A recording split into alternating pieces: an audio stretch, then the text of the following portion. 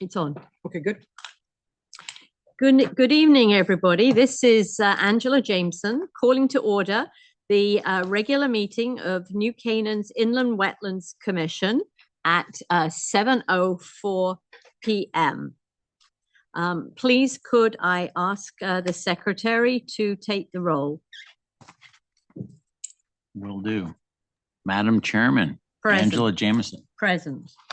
Secretary Sandy Redden, I'm here. Beth Bernali. Present. Don Mastronardi. Absent. Beth Sanford. Here. Dan Stepanek. Here. Philip Williams. Here. Tom Collingham, I believe, is attending. I have someone joining by iPhone right now or trying to join. iPhone 55, once you join, can you tell us who that is? Wes D'Angelo, South Norwalk Electric and Water. Oh, thanks, Wes. All right, so Tom is Tom is joining right now. Oh, okay. Katie Owsley. Here. Adam Ramirez is absent tonight. Mhm. And then Tom once he's on. Hey, Tom. Yes. Hey, how are you? Good. Thank you very much. So Don Mastronardi is absent. Commissioner Owsley, could I ask you to take his place as a regular member this evening? Yeah. Thank you. So our next order of business is approval of the agenda tonight. Any questions or comments? If not, could I hear a motion, please? Motion to approve the agenda. I'll second it. Thank you. So that was Sandy Redden and Dan Stepanek. All those in favor, please raise your hand and say aye. Aye. Aye. That's unanimous. Next, let's look at the minutes of the regular meeting, April 20th, 2026. You should have, there is a copy available on the website. Any comments, questions? If not, could I hear a motion, please? Motion to approve. Thank you, Commissioner Redden. Thank you, Commissioner Williams. All those in favor, please raise your hand. Aye. Aye. Aye. So is that right? Any nays? Any abstentions? This is Commissioner Brunelli. I'm going to abstain as I was not present and recused on the matter. Very good. Thank you. And next, let's turn to the site visits minutes of May 6th, 2026. Any questions, comments? If not, could I please hear a motion? Motion to approve. Thank you, Commissioner Redden. Second that. Thank you, Commissioner Williams. All those in favor, please raise your hand. Aye. Okay, so anybody opposing the motion? No. Abstentions? Commissioner Brunelli, again, I will be abstaining as I was not present. Very good. And also Commissioner Stepanek. So those minutes are approved. So item number 5, applications to be received and if complete will be scheduled for the June 15th, 2026 regular meeting. In fact, none have been received.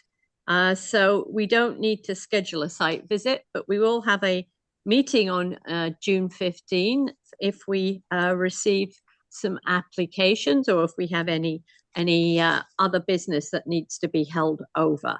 So please make sure you've marked your calendar for June 15th. Very good. So let's now turn to item 7 on the agenda. Application number 26-9, 266 Michigan Road, 266 Michigan Road LLC, and 1007 Oak Ridge, the second taxing district of City of Norwalk. So the application is to mitigate earth disturbing activities from the removal of trees and grubbing of land at 266 Michigan Road and dumping into wetlands and upland review areas located on the South Norwalk Electric and Water property. Demolish 2 existing footbridges and a gazebo, construct 2 new footbridges and a gazebo, perform additional landscaping activities to stabilize the site. And before turning to the applicant and his consultants, Director Holland will just say a few words. Thank you. Good evening, Commission members. Kathleen Holland for the record. Just a couple housekeeping things. Our meetings are recorded and they get uploaded to our Town of New Canaan website for viewing. For any commission members that aren't here this evening and wish to watch the meeting, they can take advantage of that. Secondly, the online, we have two commission members. We have Tom Collingworth and we have Beth Brunelli. So there are two commission members zooming in tonight. The rest of the commission members are here with you. Another announcement, we have Wes D'Angelo from South Norwalk Electric and Water is on the call as well. He's listed as iPhone, I think it's 55. So that's who that is.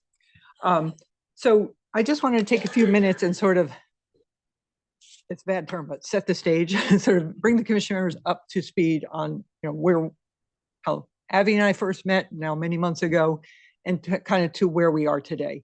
I did write a pretty comprehensive staff report, which I know the consultants have received. Abby most likely has read it, hopefully as well. Going back in time, this came in as a complaint. This came in, and I have a chronology of events in the report that I've made available to everyone. So last October, whoops, hold on. I have Kate, let's get her in the room. Okay, I'm managing the meeting as well. So I got a few things going on. Last October, the watershed inspector, Wes D'Angelo, he can also speak for himself at some point if he wishes to do so, notified our department that there was what seemed to be some clearing going on at this particular property. The watershed inspector is on routine patrol up in that area because this property feeds into one of the South Norwalk Electric and Water's reservoirs. So he notified our office, which is sort of the protocol. They let us, go out and do the investigation and whatnot. Our planning and zoning staff did go out and take a look and then followed up with a cease and desist because I was out of town at that point in time. So the cease and desist was issued to the property owner. That's also in the record and kind of spells out some of the details. After I returned, we got in good contact with the homeowner, and then ultimately the consultants were brought on board to start working this one towards a resolution. They can sort of lay out all the particulars of how they got to where they are. I've encouraged them to do that because I think you guys would like to understand that. If I just take the mitigation activities and what they've proposed for mitigation, that is a complete application and lays out all the indicators of what's going to need to be done to hopefully resolve that issue. South Norwalk Electric and Water were in conjunction with this. As soon as we were aware that the problem was actually on their property as well, they joined on as, in meetings that we had. I think I may have put everything in there. So you really have a complete record of how they responded and where we are today. So it took a little bit, we had 3 feet of snow last winter. It was not an easy winter. And the decision, to go forward was to try to pull together a complete application for maybe the mitigation and then the wish list of what the homeowner's hoping to do. I think that's where the application falls apart a little bit.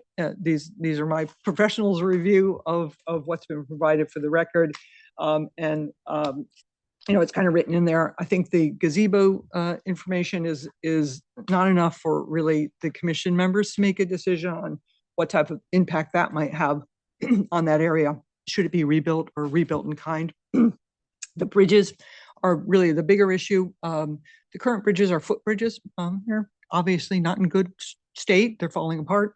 And there's a plan that shows like a much more significant disturbance in bridge detail, but it's falling short on all of the bells and whistles that would be required to really opine on what kind of impact that might be to the wetlands, should they wish to do that.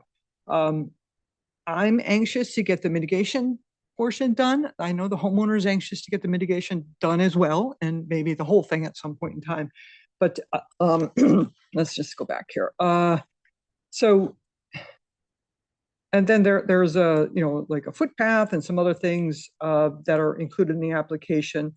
But I would just encourage you to listen to their presentation in total, ask your questions, and let's see where we land at the end of the day on, what, so maybe something will be brought to the surface that would make me rethink something. So I think that's sort of where we are right now. And Okay, well, thank you very much, Director Holland. So that has said, as you said, set the stage for us, provided some context. But I would ask the applicant to tell us at the outset of the presentation how the violation occurred, why it occurred, just to provide even more context for us. Thank you. Good evening. For the record, Rob Frangione, Frangione Engineering, and with me is Kate Throckmorton and Avi Barkai, who's the owner. So up on the screen now, I have the GIS that kind of sets the table for where we are. This was the GIS, I believe it was 2023, as of 2023. And you can see to the north is the old driveway. So this property has been under development, has been there was permits granted in 2010. There was a new house that was built. There was all kinds of activity that were proposed. At one point, they had proposed stone lining the pond. That obviously didn't go through. Those bridges, those footbridges have been there for a very long time, as has the gazebo. In fact, they show up on the GIS. You can see that north of the pond, the land cover is basically lawn and low scrub. You can see a small outline of trees on the northeast corner of the pond, and then all along the east and south sides, heavily wooded. This is a man-made pond. As is the drainage ditch taking the runoff from Michigan Road. That was stated in the original soils report that was submitted as part of the application. It was the same soils report that followed the application from its beginning, back when the house was being developed. Let's see if this comes up. Yay, it does. So when I first got involved, I said, okay, well, what did it look like before I got involved? And this is, again, the 2023 aerial map that shows that north of the pond, this was all open space, lawn, scrubby area. Here's the tennis court that's there. These are some trees that were on the northeast bank, and you can see the woods, and you can see the trees and everything that are along the pond. So when we got involved, basically, what went on was it was just trying to clean up the northern area here. And yes, we're taking. I heard an echo and then I didn't hear an echo. That was very strange. You are coming in and out a little bit. I'd maybe just get closer to the microphone. Is that better? Thank you. Can everybody in the audience hear me? Okay. You're gonna hear the clapping. The pitter patter of little hands, yes. So we have, so basically what happened was, some cleaning up in here. There was no fill brought in here. There was fill brought in back when the house was developed because there was a stormwater detention system for the house that's built here. The old driveway came in through here. So that was all developed. There was a little bit of construction debris that his landscaper. So one of your comments on the report about the asphalt, basically one of the dump loads, they had some concrete and some asphalt in it, and Avi yelled at him and said, "What are you doing?" No. So it's not like they brought in dump trucks full of fill, contaminated fill. According to my client, it was one load. Okay, let me just get clarification. Mm-hmm. So because I did see asphalt and some other debris. Yeah, some concrete chunks. Yeah, was not items that you would like to have on your property at all for fill. So that's recent. That stuff came in with that came from no one that I'm working with. Okay. The gate was open. They didn't know that I have cameras over there. I had a photo of the truck. I went to the landscapers, and one of the people that took out over there debris brought it in without permission, without anything. And that's the only one load that came over there with this debris. So was I guess someone did it obviously without your knowledge, but was there fill desired to be put in that area? No, that's what So I'm saying. they just dumped illegally. Right. Yeah, is what there's you're no, saying. there's no They purpose to thought it. that I'm all the way on the other side and I can't see it. It was open. They came over there with permission to take out stuff, and in the evening they came to drop it off. So it looks to me like it's been spread. So since it was dumped, somebody spread it No. as well. No, it's only that mean- specific location. I mean, when we walked the property, I saw like a chunk of concrete here Right. and a chunk of asphalt here. I wouldn't say necessarily that it was spread, more as somebody just dumped it there. Mhm. Maybe they just kind of moved it around, tried to hide it, and then over the winter, dirt got. Oh, so but that long story was- short, it's going to come out. Like, That was right. That would have been last fall. yeah, Right. no It one. happened Okay, last fall. I- It yeah, didn't understood. happen recently. Okay. But Thank Let's you. come back. Yeah. Commission's question, which was, how did this happen? Were you not aware of regulations, or was it a landscape? We just need to get a little bit of the backstory. That's kind of what we were getting to as Okay. far as I was working my way around the property, so that's why I was saying over on this side here, he was just cleaning it up as far as getting rid of some rocks and some other debris.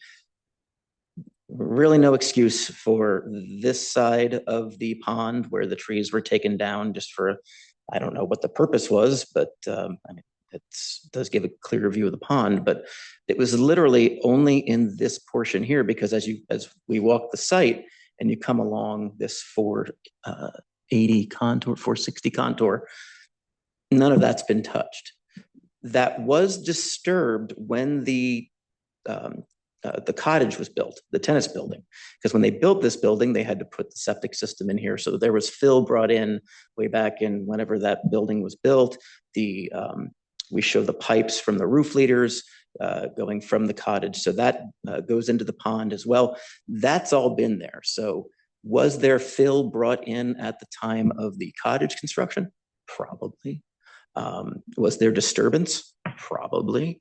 But none of that was touched as part of this application. And so, Avi, they had silt fence put along the perimeter of the pond to try to make sure that nothing got into the pond while we went through this process. But as we work our way around on the east side, there are some wood chips in here. Those are, and Kate can go into that later as to how we're going to remove that.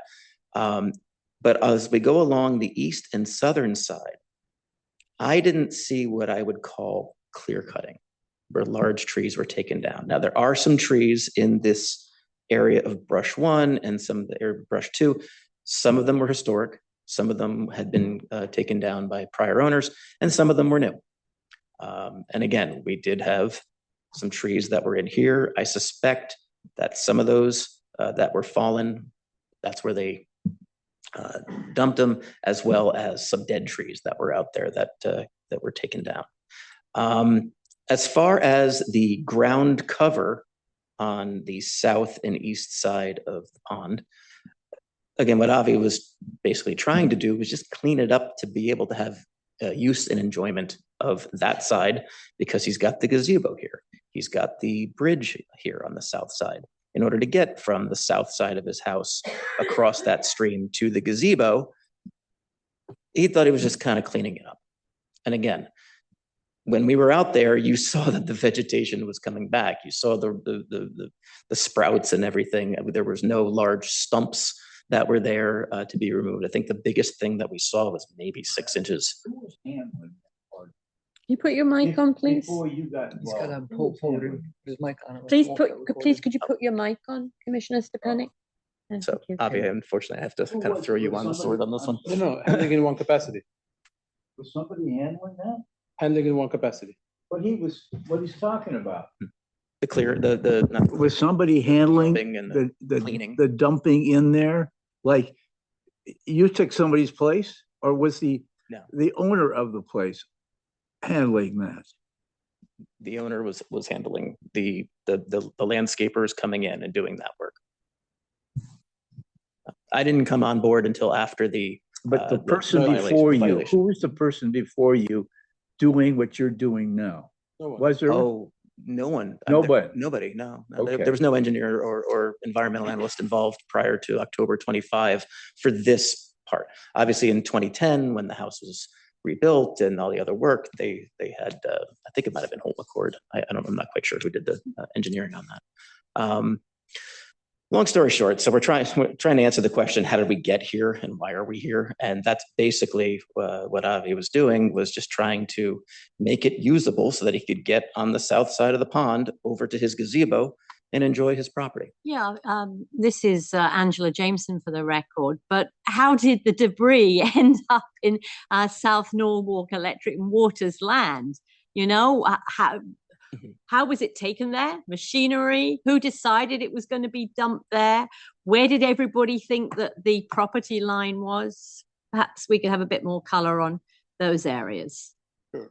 Like he said before, there was already debris over there from before. Hmm? And when the landscapers pointed out that there is landscaping debris over there from before, they asked if it's okay to leave the rest of it over there. And I said, if you put it in the same location, that's fine.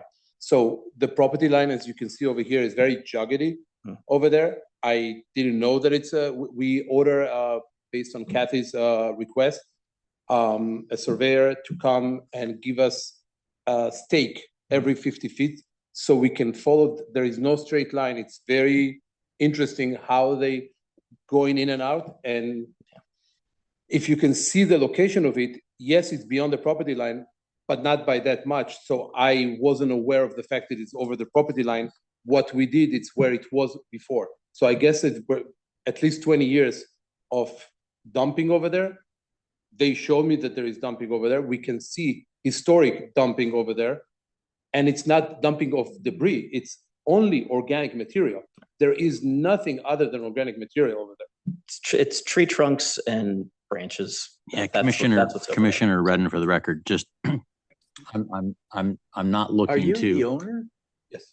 You are the owner. So, Okay, I Just- didn't just- know excuse that. me, Commissioner Redden had a So- question. Oh, I'm sorry. It's not a question. It's a fact, and I'm not trying to help the applicant, but I was a neighbor there for 22 years, and I used to walk those trails. And I've met the people from the water company before it was, and there was, so just past this property on Michigan, if the property's on your left, there's an access, and there was a lot of debris there for years. I mean, for the last 30 years, there's been Mhm. debris. Now, not the new debris, but I'm just going to say, I could understand there's an issue here and you're going to take care of it, but I can understand why when you see the debris from the water company, you might think, oh, I can put my organic material there as well.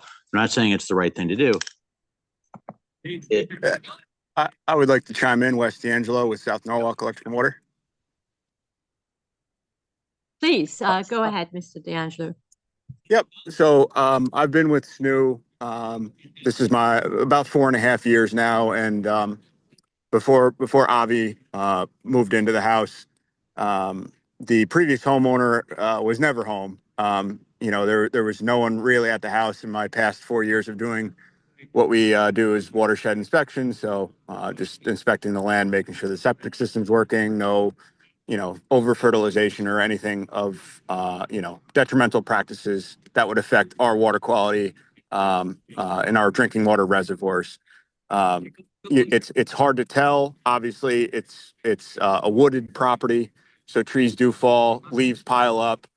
We certainly understand if landscapers blow leaves in our property. That's certainly something that we're not overly concerned about. It's more so of the large piles, the 5-foot piles of yes, organic material, but nonetheless, we would not like that on our property.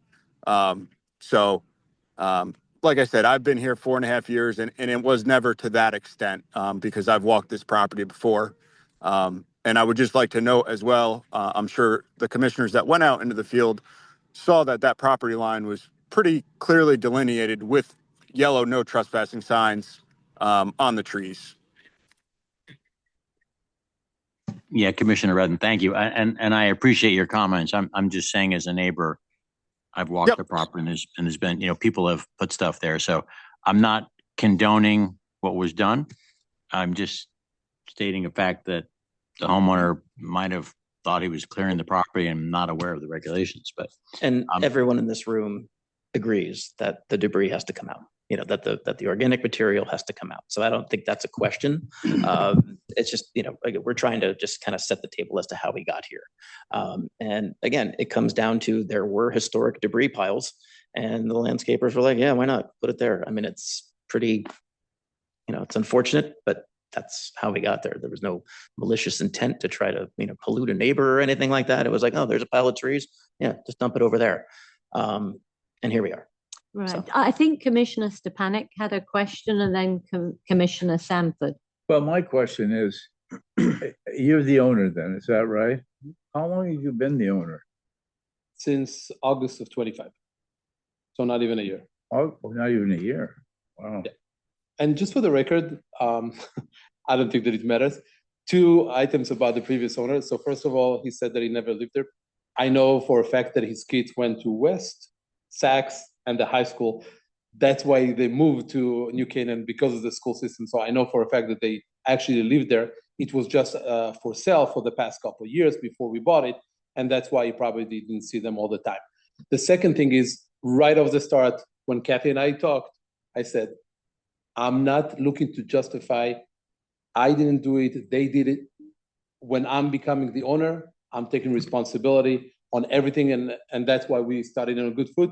No excuses, whether it was there before and whether the landscaper was doing it for 5 years or 30 years before. It's my property. I added it to it. I took responsibility. I paid the penalty.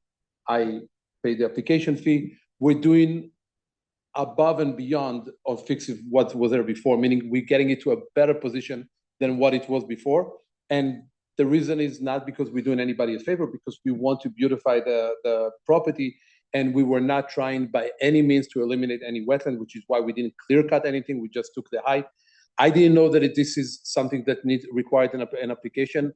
I'm aware that other towns allows once a year to lower the height of it. You're not allowed to mow every week or every month like you do with a lawn, but you allow once a year to do it. So we talked about it. It was understood that this is how it's done in New Canaan, and we're following this right away. Rob came on board, and after we passed this portion of the more engineering part, Kate came on board to present something, and I'm very happy to hear that we presented enough to satisfy Kathy's requests. And like I said, whatever we needed to put, we put more. We want to beautify it, and we had a very good interaction with SNU as well, because they care about the water. We care about the water as well. We want to get the aerator that wasn't working over there for a few years. We want to get that to work again. We want to have fish. I have 2 little kids, so we want to enjoy the property. So that's how we got here. So Commissioner Sanford and then I'm Commissioner just, Owsley. yeah, Commissioner Sanford here. I'm reading some of the documentation that Kathleen had put together. Maybe this is not relevant, but I will mention there was in the letter from October 15th from the South Norwalk Electric and Water. It's from West D'Angelo, who's on the Zoom or the call, that the material that found there were, some of it is organic, but not all of it.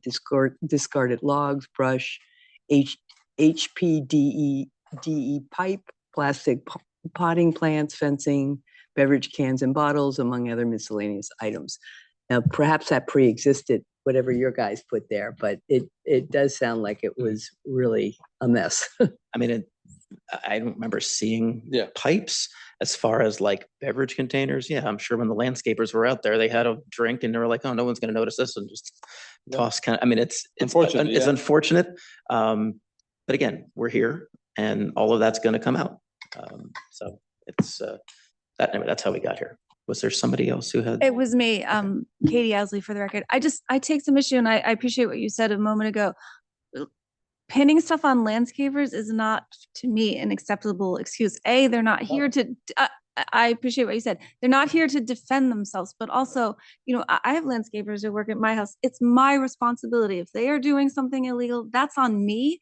And I can't deflect that blame onto them. So just as a matter of course, that doesn't sit well with me, I guess I would say. Didn't deflect even to previous owners. Right. I took everything on myself. I appreciate what you said. I but agree with you. I'm there's not been- deflecting on anybody. I would say Not there's even been like previous maybe a owners. little bit of mixed messaging here. And I'm just sort of saying that The only I thing take that I said issue- about the landscapers is that when I didn't go there to this area to see any sign, they asked me if it's okay to drop over there and showed me from afar that it's all already and if it's okay to put it over there, and I agree.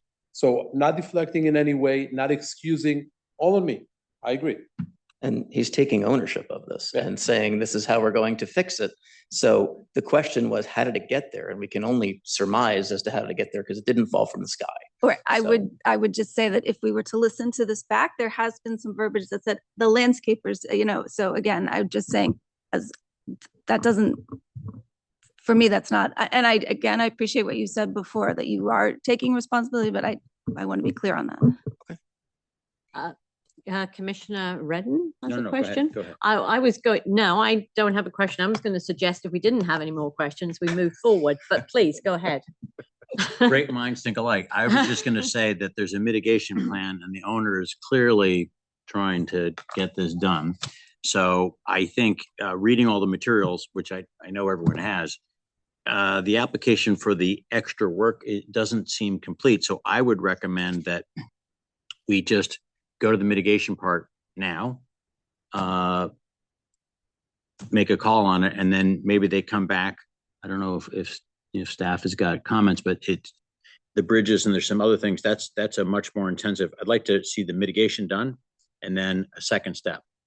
I just Well- think that's easier for. So I think we can clear up a couple of those items. As far as the gazebo goes, all he was gonna do is basically power wash the roof and slap a coat of paint on it. We're not going to take it down, rebuild it or anything. What's there is going to stay. So that's one Yeah, we easy. accept it. Well, let's go ahead and hear what you have to say about the mitigation plan, and then we can, move on to those additional items afterwards. Okay, so maybe I should. Oh, I'm sorry, Oh. just before you do resume, Commissioner Brunali has a question. Yes, before we move on to the mitigation plan, I would like to have an understanding of how many trees approximately were removed.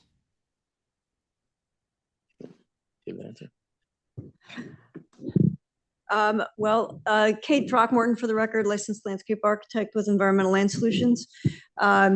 We don't have an exact number. I wasn't there before the work was done. I did have a survey that was over 10 years old, and if I counted all the trees in there, it was up to 25, and we're fairly certain that maybe half of those were under the current owner's jurisdiction, and half of them were there that represent the older piles of debris. So that's kind of like over a 10-year span. It looks like that's what we understand. So are you Thank saying you. approximately 15, was our 12 or Yeah, 12 to 15 15. trees 10 inches in diameter or greater? Because the commission doesn't regulate smaller stuff That's the best I from the can, surveying. from yeah. the information that I've gained and all the other stuff. That's what I understand. Yeah, I mean, I agree with that. I reviewed the same probably documents that you reviewed. I just wanted to see where you guys would land on that issue. So, and then we have some trees that haven't yet been removed. So I'd like to know how many more trees would be removed when you get into your presentation. Okay. So I'm gonna go over how we're gonna get the debris out. Can I just add something? That some of the trees that were removed, I took photos, they were either sick or dead. So when they cut them, they were either dead completely and it was unsafe. And some of them, I have photos of the inside being hollow completely. So just for the record, we didn't attempt to remove any healthy. That's why there is a lot that left over there. We didn't try to eliminate. We think that it's beautiful to have all the trees around. So just for the record. So again, the 800-pound elephant in the room is the pond and the incoming swale and the outgoing ditch. That kind of bifurcates the property, and it makes trying to take everything out from one construction access nearly impossible without actually doing more damage. So the thought was on the east and south side of the pond. So everything from the outlet swale east, that can all be removed, or most of it can be removed by hand, because it's mostly the debris in these piles that are to the east of the outgoing stream. That's where a lot of the branches are. Yes, there are some larger logs that are over in brush pile 4 and 3, but that's close enough to the existing access off of Summer Sweet that all of that can just get pulled out by hand and by wheelbarrows. That stuff will start along we'll first put up the erosion controls, the silt fence on the downside of all the brush piles. SNU asked us to do a double row of silt fence, so we've shown a double row of silt fence. Then we're going to go in by hand and take everything from brush pile 2, 3, and 4, and that's all going to come out, and it's going to get brought to a dumpster location by the entrance off of Summer Street. That's when we did our site walk. That's the entrance that we came in. That's where that stuff can get chipped and removed. The bigger issue is brush pile 1. That's where a lot of the larger trees are. Those are really too big to kind of get in there with by hand and move it. So after discussions with SNU, what we're going to do is we're going to come in the driveway along the back of the house. We've got to go around the existing septic system because that's where the existing septic system is. And we're going to put down what are called terra mats. They're basically like plastic construction entrance anti-tracking pads to be able to get a machine in there to be able to drag out the large debris, pull it back up into the upland area where it can then be disposed of and taken off site. So that's how we're planning on getting rid of that stuff. I think at this point, do you want to pick up the? Do you want to talk about the south end of the bridge at the south end? Since we're in this kind of vicinity. They said after that we finish with After we go over the mitigation Okay. stuff. Yeah. So I'm happy do you to want do that. me to stop sharing, or do you want me to? Yeah, I can show I've got. I think, Or do you want to? no, I'll do it because Okay. actually I Okay. think I. Sure. Holland has a question, I Just a believe. quick question. I may have missed this in your speaking. When the brush is being removed from both sides, it's then being chipped and taken away or stockpile or what? I've forgotten. I know it says a couple things. Yes. So some of it, the intention is to use some of it. SNU said they were fine with us spreading some of the wood chips on their property as long as it's not in a vernal pool and it's not within 75 feet of the stream. So some of that material can just be processed and allowed to spread. 2 inches is only about that much, but most of it is probably going to have to get hauled out. So I think the thing that Inland Wetlands has to add to that, it's nice that SNU is allowing you to do that broadcasting of wood chips back into their property. Mhm. It can't go into the wetlands. My impression of that area is it's all wetlands and it's also a floodplain. So I think we might have to take that off the table. The broadcasting of wood chips into a wetlands is generally not done without a permit. And the commission really is prohibited from issuing that kind of permit because you're altering or filling the wetlands. Mhm. So we'll talk about that later, I guess. Okay. And I'd like to hear more from SNU if that's common practice. It isn't in our world. Commissioner Redden, I mean, the entire property is a floodplain, right? To the left of Michigan Road. Oh, no. And a floodplain by definition is a wetland. So, Correct. yeah. There we go. From the pond, not from Michigan, right? From the pond. He meant south of Michigan. Basically the northern fringe of the pond and a little bit into the incoming stream. That's the floodplain. It's an unnumbered A zone, which if FEMA ever gets. I thought it was so past the house, past the property to the south side of Michigan, to the left if you're driving towards Lukeswood. I think that's all floodplain in our map. Yeah, from the pond south is all Not from the road. Right. From the Not from Michigan Road. So it doesn't go all the way up to Michigan Road. And just for the record, it's already decided by FEMA that it's no longer, it just didn't go into effect. They decided already back in 23.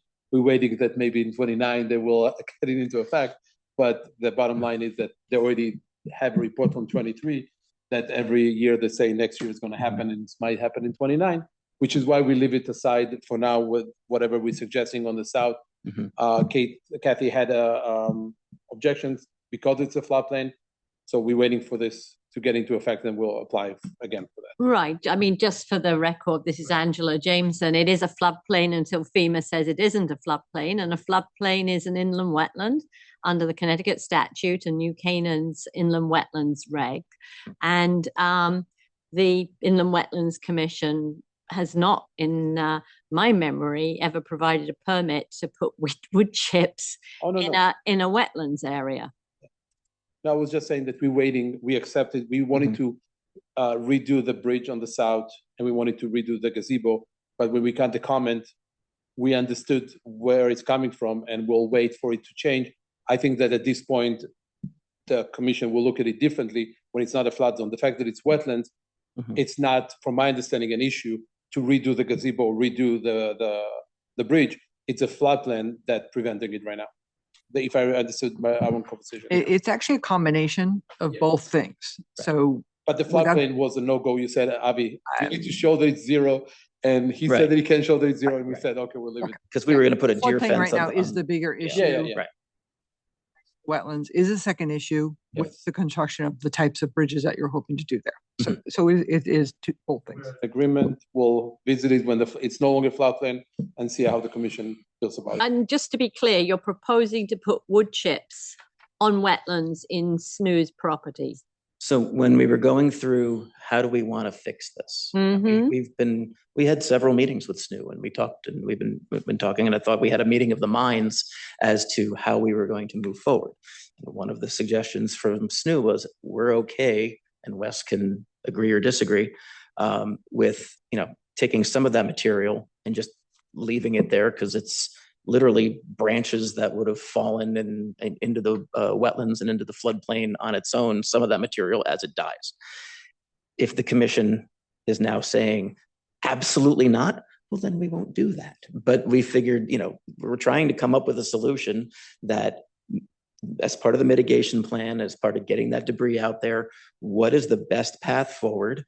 This was the suggestion that was raised. We're like, okay, let's, float it and float the balloon and see what happens. So yeah, well, we'll discuss that in due course. But thank you for elaborating. So, let's keep going. Okay, back to me. Good evening again. So I'll go over my mitigation plan. This has had some color added to it just so we can highlight and follow along with the plan. The orientation is the same as Rob's with Michigan Road at the top and Summer Sweet Lane on the right. I'm so sorry to interrupt you, Miss Frogmorton, but Commissioner Brunali has her hand up. Oh, apologize. Oh, well, I didn't notice until Director Holland let me know. So Commissioner Brunali, the floor is yours.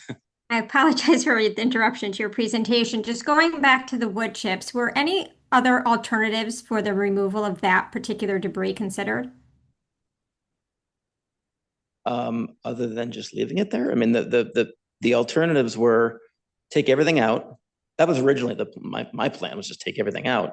And then we had this discussion with SNU, who was of the opinion that it's okay with a thin layer of debris if you want to, so that we made that part of the application. And so now here we are presenting it to the commission or to the agency, and now we're hearing from the agency that you don't want the wood chips in the wetlands. So that's, if our default position is get it all out. So when you were considering getting it all out, what was your thought process on how to remove it with the least amount of damage? Well, the first thought was to go in with mini excavators and bobcats and try to drag everything out. And I said, yeah, that's not going to fly. So we said, okay. Was that a joke? No, it was a joke. No, that would have been the easiest.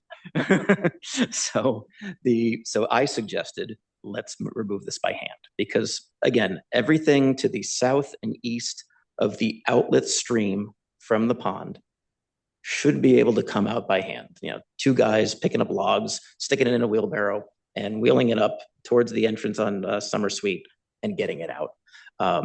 On the left side of the property, the west side, west of the outlet stream, that's where there's much larger tree trunks that can't, you know, unless you had 20 guys, maybe you could pick them up, but it just makes no sense. So that's why we have on the left side, we have the terra mats down to protect the wetland areas while the mini goes in, pulls that debris out to an upland area where it can then be disposed of.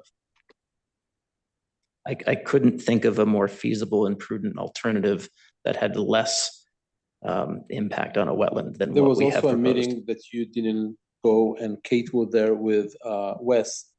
And before we discussed about taking it through my property over here, we walked the property and we looked on ways of coming through Michigan behind, and we figured out that that's actually going to create more disturbance. And since this is where the septic is, and this is all fenced, SNU suggested, Wes specifically suggested, that since this is the area where it has a lot of the older debris over there, it will take the bigger stuff, and whatever it's old over there, we can keep as long as we take all the newer and bigger stuff. So it wasn't our suggestion to begin with. Kate was with me at the meeting, and Wes is with us on video, so we can. And again, these are all ideas, and we're presenting them to the agency, and it's you know, the agency can say thumbs up, thumbs down, one way or the other. So. Okay, I think we're ready to proceed. Thank you very much.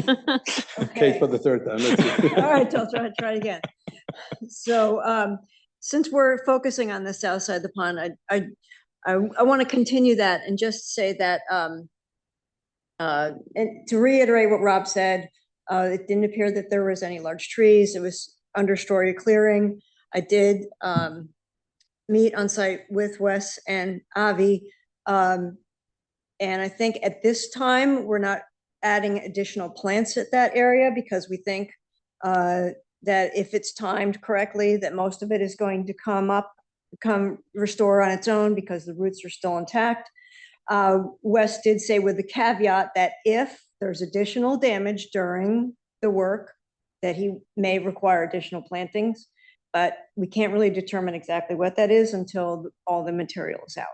So I think that we are willing to provide that as a condition of approval, that plantings can be added back there if it's determined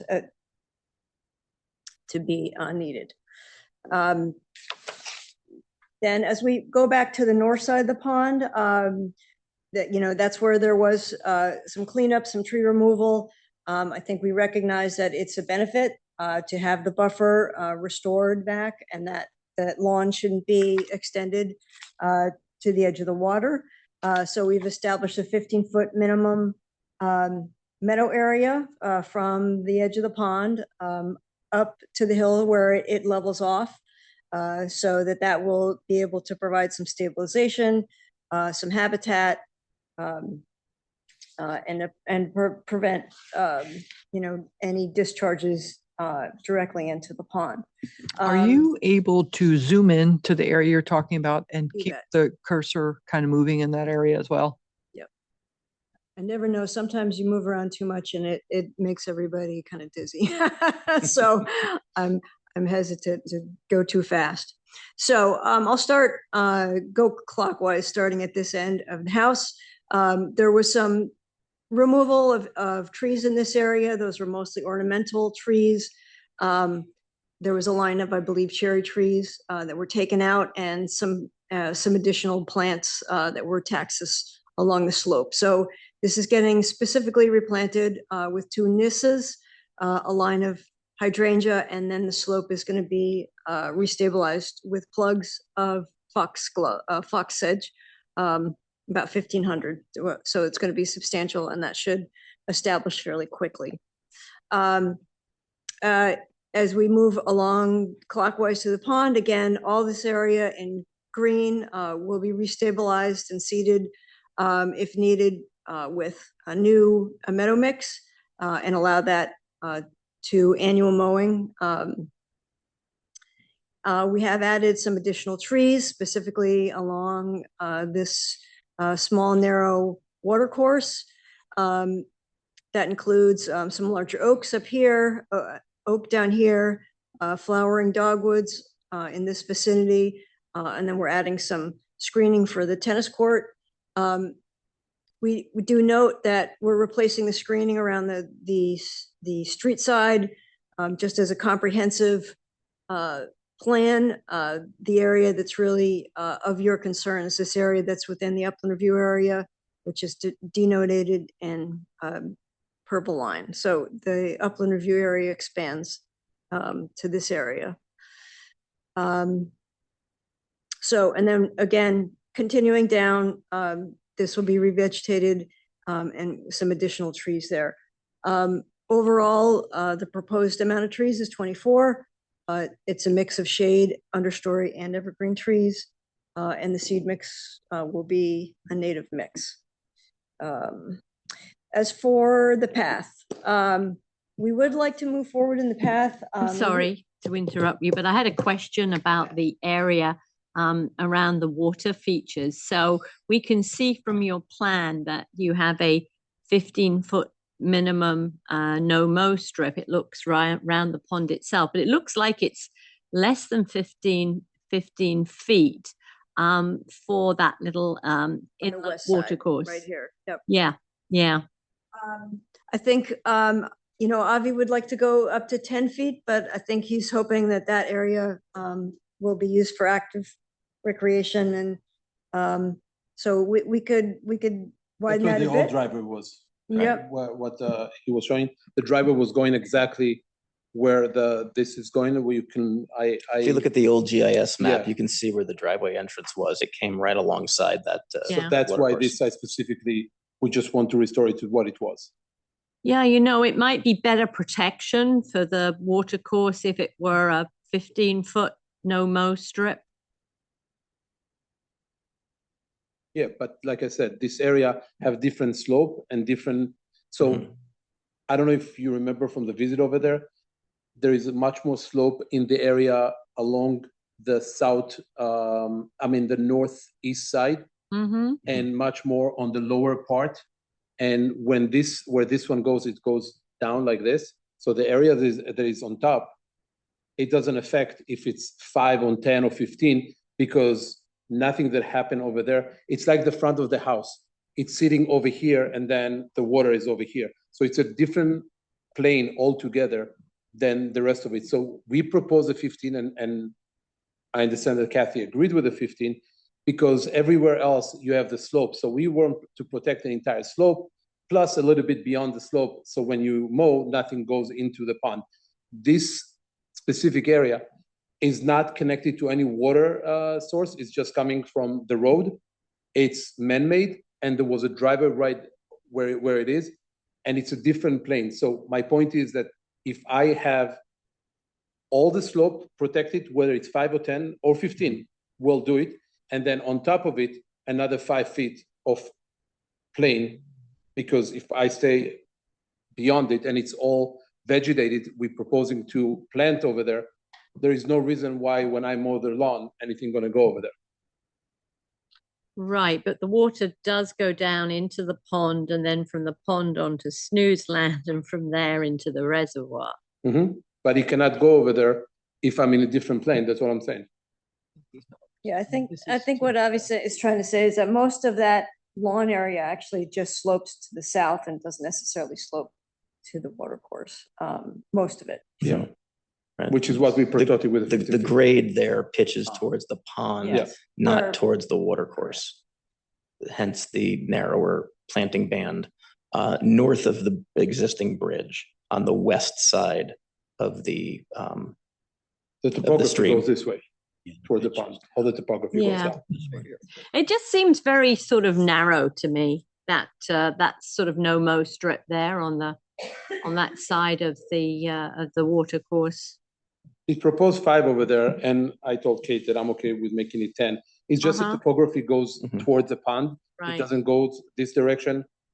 And we, like I said, I have two boys and we want to make it alone. We want to have room for them to play. And if the determination and if the professionals will tell me, Avi, they're right, Mhm. I'm hands off. I told Kathy in the beginning that I will do whatever is agreed. And if there is a reason to make it 15, I would agree to it. I just don't think that in this case specifically, I didn't tell Kate to make it 5 over there. It was everything over there coming from their decision and then presented, and then we got the feedback. So all I'm saying is that this area was proposed to be 5 feet because it's sloping toward the pond, and over there we are doing the 15.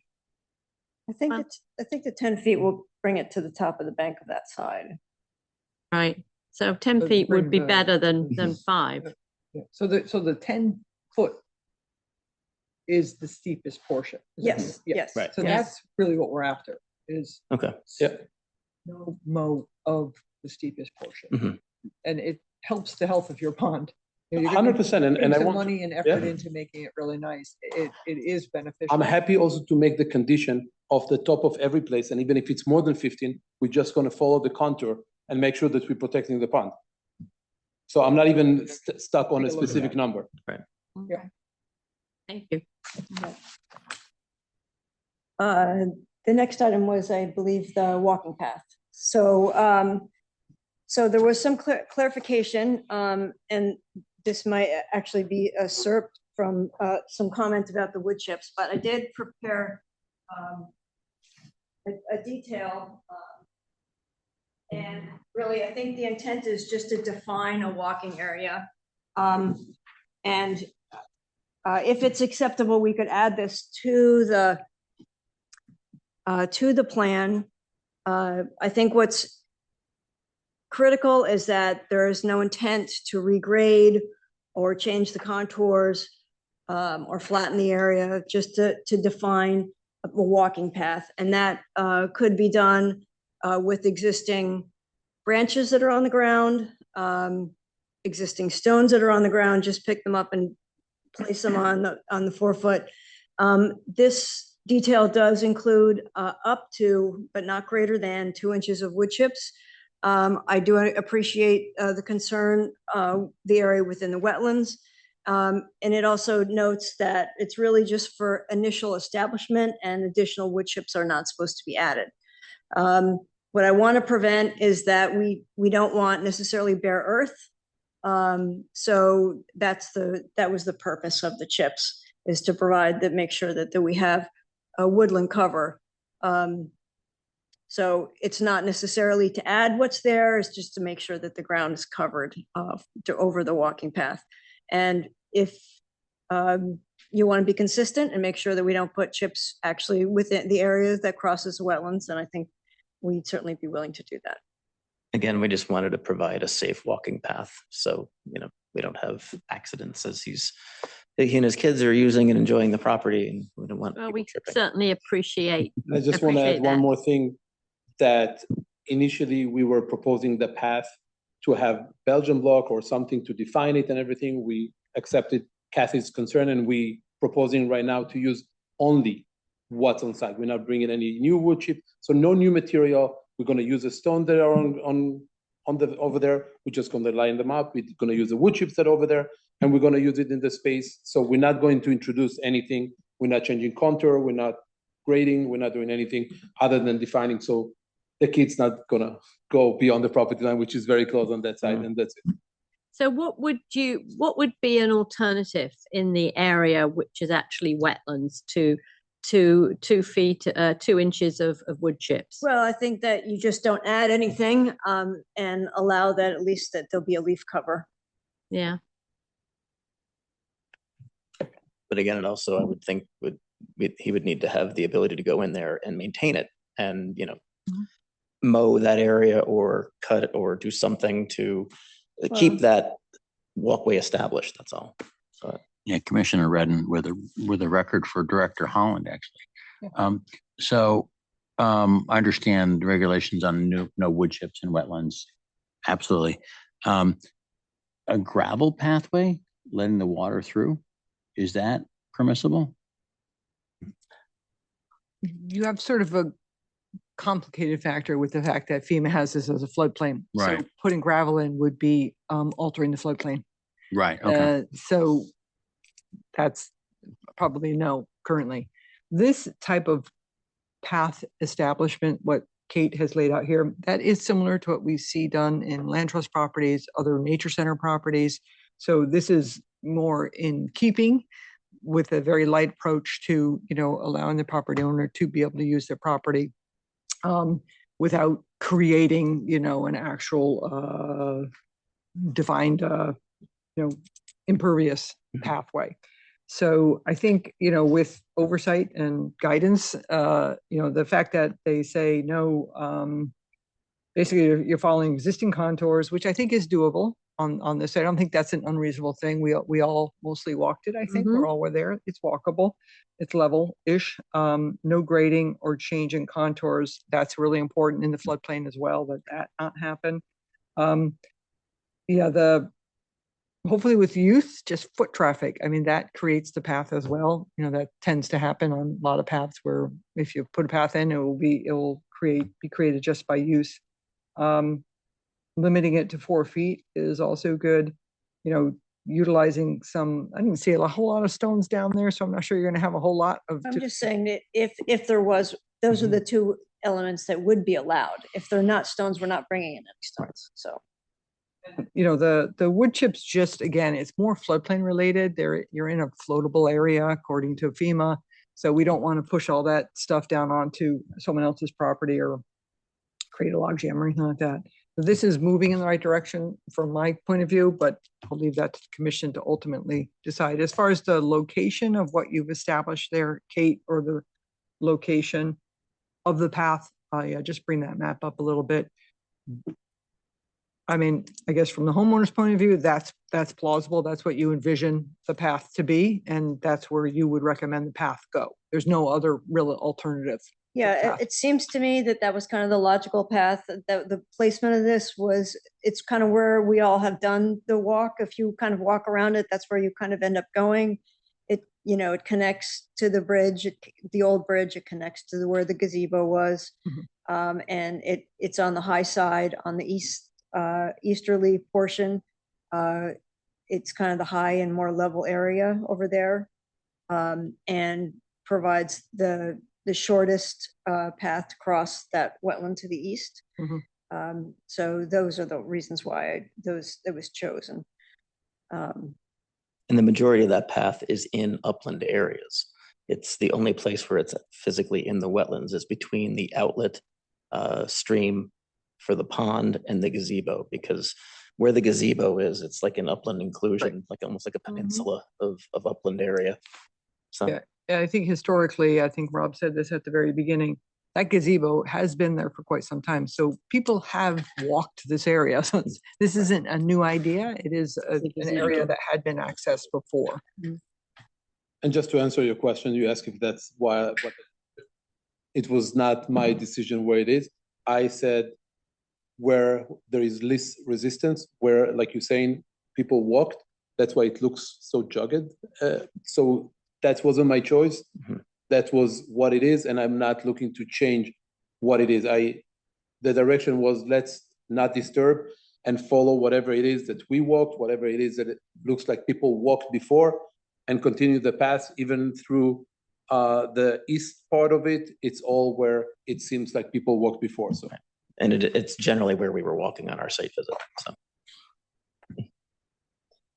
And really just the last component of my plan, I think Kathleen asked about some additional trees. There's 4 trees at this entrance to Summer Sweet Lane that have been asked to come out. It's outside the upland review area, and it's just really to facilitate access to this area. These trees were planted roughly 10 years ago, and I think they were just poorly placed, because now it's challenging to actually get, if you want to get access over there, you can't get in and out kind of without hitting them. So those are the trees specifically that are coming out. What kind of trees are there? Or, one is Norway maple, I should say Norway spruce. Let me just zoom in. There is Norway maple, one oak, and one Norway spruce. Great deal about Norway maples in our last meeting, which is why we're all kind of grinning a little bit. They are invasives. Yes, they are. They're problematic. Do you have other Norway maples on the property? Not that I know of. No idea. Yeah, I have a question about the plantings. So Sure. it's Commissioner Sanford, for the record. What is your plan in terms of irrigation after you do the planting? Is there easy access to water? You have a system there? On, I think, Thursday with summer rain, the property have 2 wells and 2 septics, one for the house and one for the cottage on the other side. It seems like in the past, there was a irrigation system on that side. It's no longer connected or working from, seems like a long time ago, but they're going to bring someone to test the flow on both of them and reestablish that again. So based on the new plan, they're going to connect to the well, and they're going to bring new irrigation system to that side of the house. It cannot come from the main house, so that's a solution to come from over there.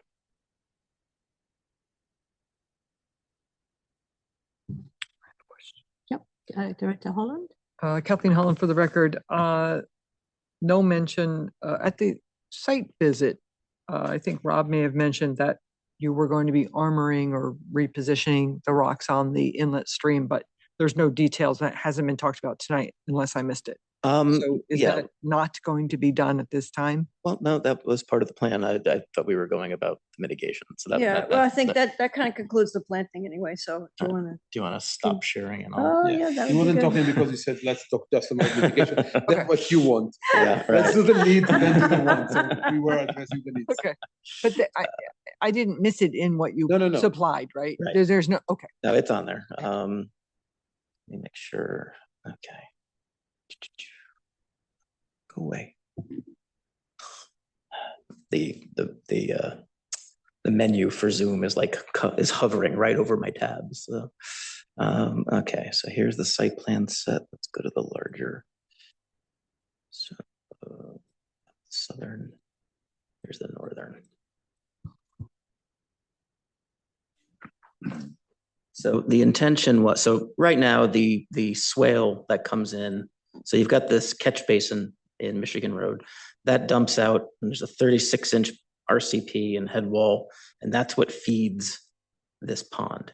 And those rocks are just coming, falling in on top of each other. So really all he wants to do is restack it.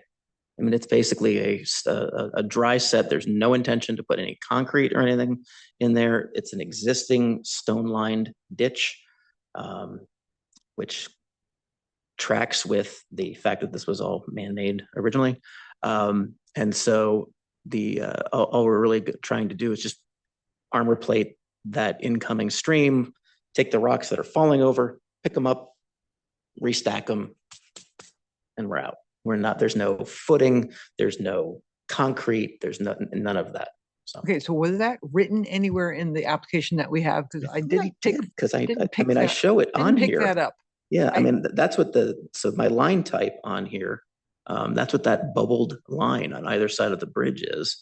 I thought I had I just want to add also that the reason we even looked at it to begin with, other than beautifying it, is the fact that the water cannot go because there is so much ups and down because of the snow and erosion over the years. It's just not going smoothly. So all we said is, let's take what's there and make it so the water can go and flow in. We're not looking to introduce anything new. It's just basically to say, this is how it was. We want to bring it back to what it was. Mm-hmm. We're not creating anything new. We're not proposing anything new. We're not bringing anything new. We willing to give photos exactly how it looks and show exactly how it's going to be after. There is no detail even to bring over there because all we're going to do is whatever is blocking the stream, going to go on the sides and on the bottom to allow to the water to go straight in. That's it. So I would definitely need a detail on that, Rob. Having it up here is great, but I need a paper. And so also you need that, frankly, to, contract it and bid it out, and, everyone's working off of an actual plan. I get what you want to do. I understand what you want to do. It does look like it's sort of been left in a bit of disrepair and maybe not done well. But it should not be widened, deepened, expanded. 100%. It narrowed, it piped. It can't have any of those things done. So I think if that is going to be considered, and I think it is something to consider, because I think you probably are getting some heavy, fast-moving storms, and the armoring of the embankments should be done to stabilize that channel. Because right now I think it looked a little unstable to me. So we can certainly provide those details to staff as to how we're going to do that. Like I said, I know I drew these lines, so that bubbled line, that's my handiwork. I thought I had I thought I had a text leader, but I guess I didn't, or maybe it's on a layer that I froze. Who knows? But I remember that's why I drew it, because that was always the intention, was to armor plate it. Well, I know you mentioned at the site visit, and I'm like, I didn't see that. And, we do joke about Rob's plans because all his lines are the same line weight. We joke about that in the office. So there's a lot of lines to look at. But so we missed that one, but I think it is something you are intending to do that you should know about. All right, now should we address the elephant, the other elephant in the room? So are we good with mitigation? I think Director Holland, another question. I would just say perhaps, Madam Chairman, if you would now like mitigation, but we do have Wes from SNU on the line, maybe calling on him. Yep, absolutely. That's a very good suggestion. So, Mr. D'Angelo, thank you for your patience, and perhaps we could ask you just to tell us your thoughts about the mitigation plan. Yeah, certainly. Wes D'Angelo, representing South Norwalk Electric and Water. Yes, the mitigation plan, it meets our requirements. Again, I apologize for that letter. I know it mentioned vernal pools, but it should have said wetlands. And obviously, you guys are the dictating factor. The state of Connecticut doesn't give us, as the water company, any power. You guys are the primary power, and then we go to Connecticut Department of Health after that. So yes, we do allow, not in wetlands, obviously, but in other cases, where brush is dragged into our woods, we've on past occasions allowed them to either chip it up and let it, kind of go back to nature, so to speak, if it's too much of a hassle to pull it out. But I just wanted to make a comment on that. Regarding everything else, the cleanup of the brush piles, we are certainly on board. The two directions, pulling it out either side of the outlet. I don't know if this was part of it. I'm a little confused on the mitigation, but the stream bed, the stream bed being unnatural and kind of having these bumps in it, it does aerate the water. So I know Avi is planning on putting an aeration system in, which we're all for. But kind of the natural creek bed that goes up and down, and the water has to go around rocks, that does aerate water, and that also dissolves the minerals, which we don't want in our reservoir. So there's definitely a fine line in the smoothing out, so to speak, of the creek, the inlet creek bed. But it also is a positive for us if he's going to stack the sides and not let that erosion eat away when we do have these 4-inch rainstorms, like it seems to be more frequently now. So. And again, I think the intention was, as far as the rocks and the rock line bottom, some of those rocks that are lining the bottom are rocks that were the walls on the side of the stream that just tumbled into the stream. So Yep, certainly. It'll stay natural bottom. We're not going to put, armor, we're not concreting it. We're not putting some sort of revetment in or anything, nothing like that. It's literally taking rocks out and restacking them. That's it. So. Good. Any other questions from I commission do. I members have on one. the Yeah. mitigation plan? Oh, Yeah, this is Dan Stepani. I'm getting in late on this project or on this application, and I'm not sure. I know that you have the ponds. I'm looking for all the wetlands on the piece of property. Now, have you discussed all those tonight? You got the ponds, you got the paths, the riverways, the branches. But are there any other isolated wetlands on this piece of property? So the only wetlands are along the inlet stream on the east side was flagged. Again, this was all man-made at one point. Right. And so the original soils report from when this property was developed established that the western edge of the pond is the wetland, whereas on the eastern side, they did have wetland flags in the fringe upland of the pond water surface. And then on the south side of the pond, that's where wetland flags, we have the wetland flags that basically, I don't want to say they follow the property line, but they're kind of close. In some places they're coincident with the property line. The wetlands meander in and out of the property line. Yeah, you can see it on the map. Yeah, I mean, this is what, so the wetland flags. Have any of the trees been cut down in the wetlands? No? I don't believe so, no. No. But the exception of what we're replanting on That's the not in the northeast. wetlands. Right, that's, you're right. That wasn't the upland review limit. I'm sorry, not in the wetlands. It was in the upland review limit. And where is that on there? So you see this green area? On the top right. I want to make sure the that northeast we've side. covered all the wetlands on the property, okay? Yeah, no, we Yeah. know where the wetlands are, Yeah. and none of the work, let's just say the application is appropriate for the wetlands that are affected.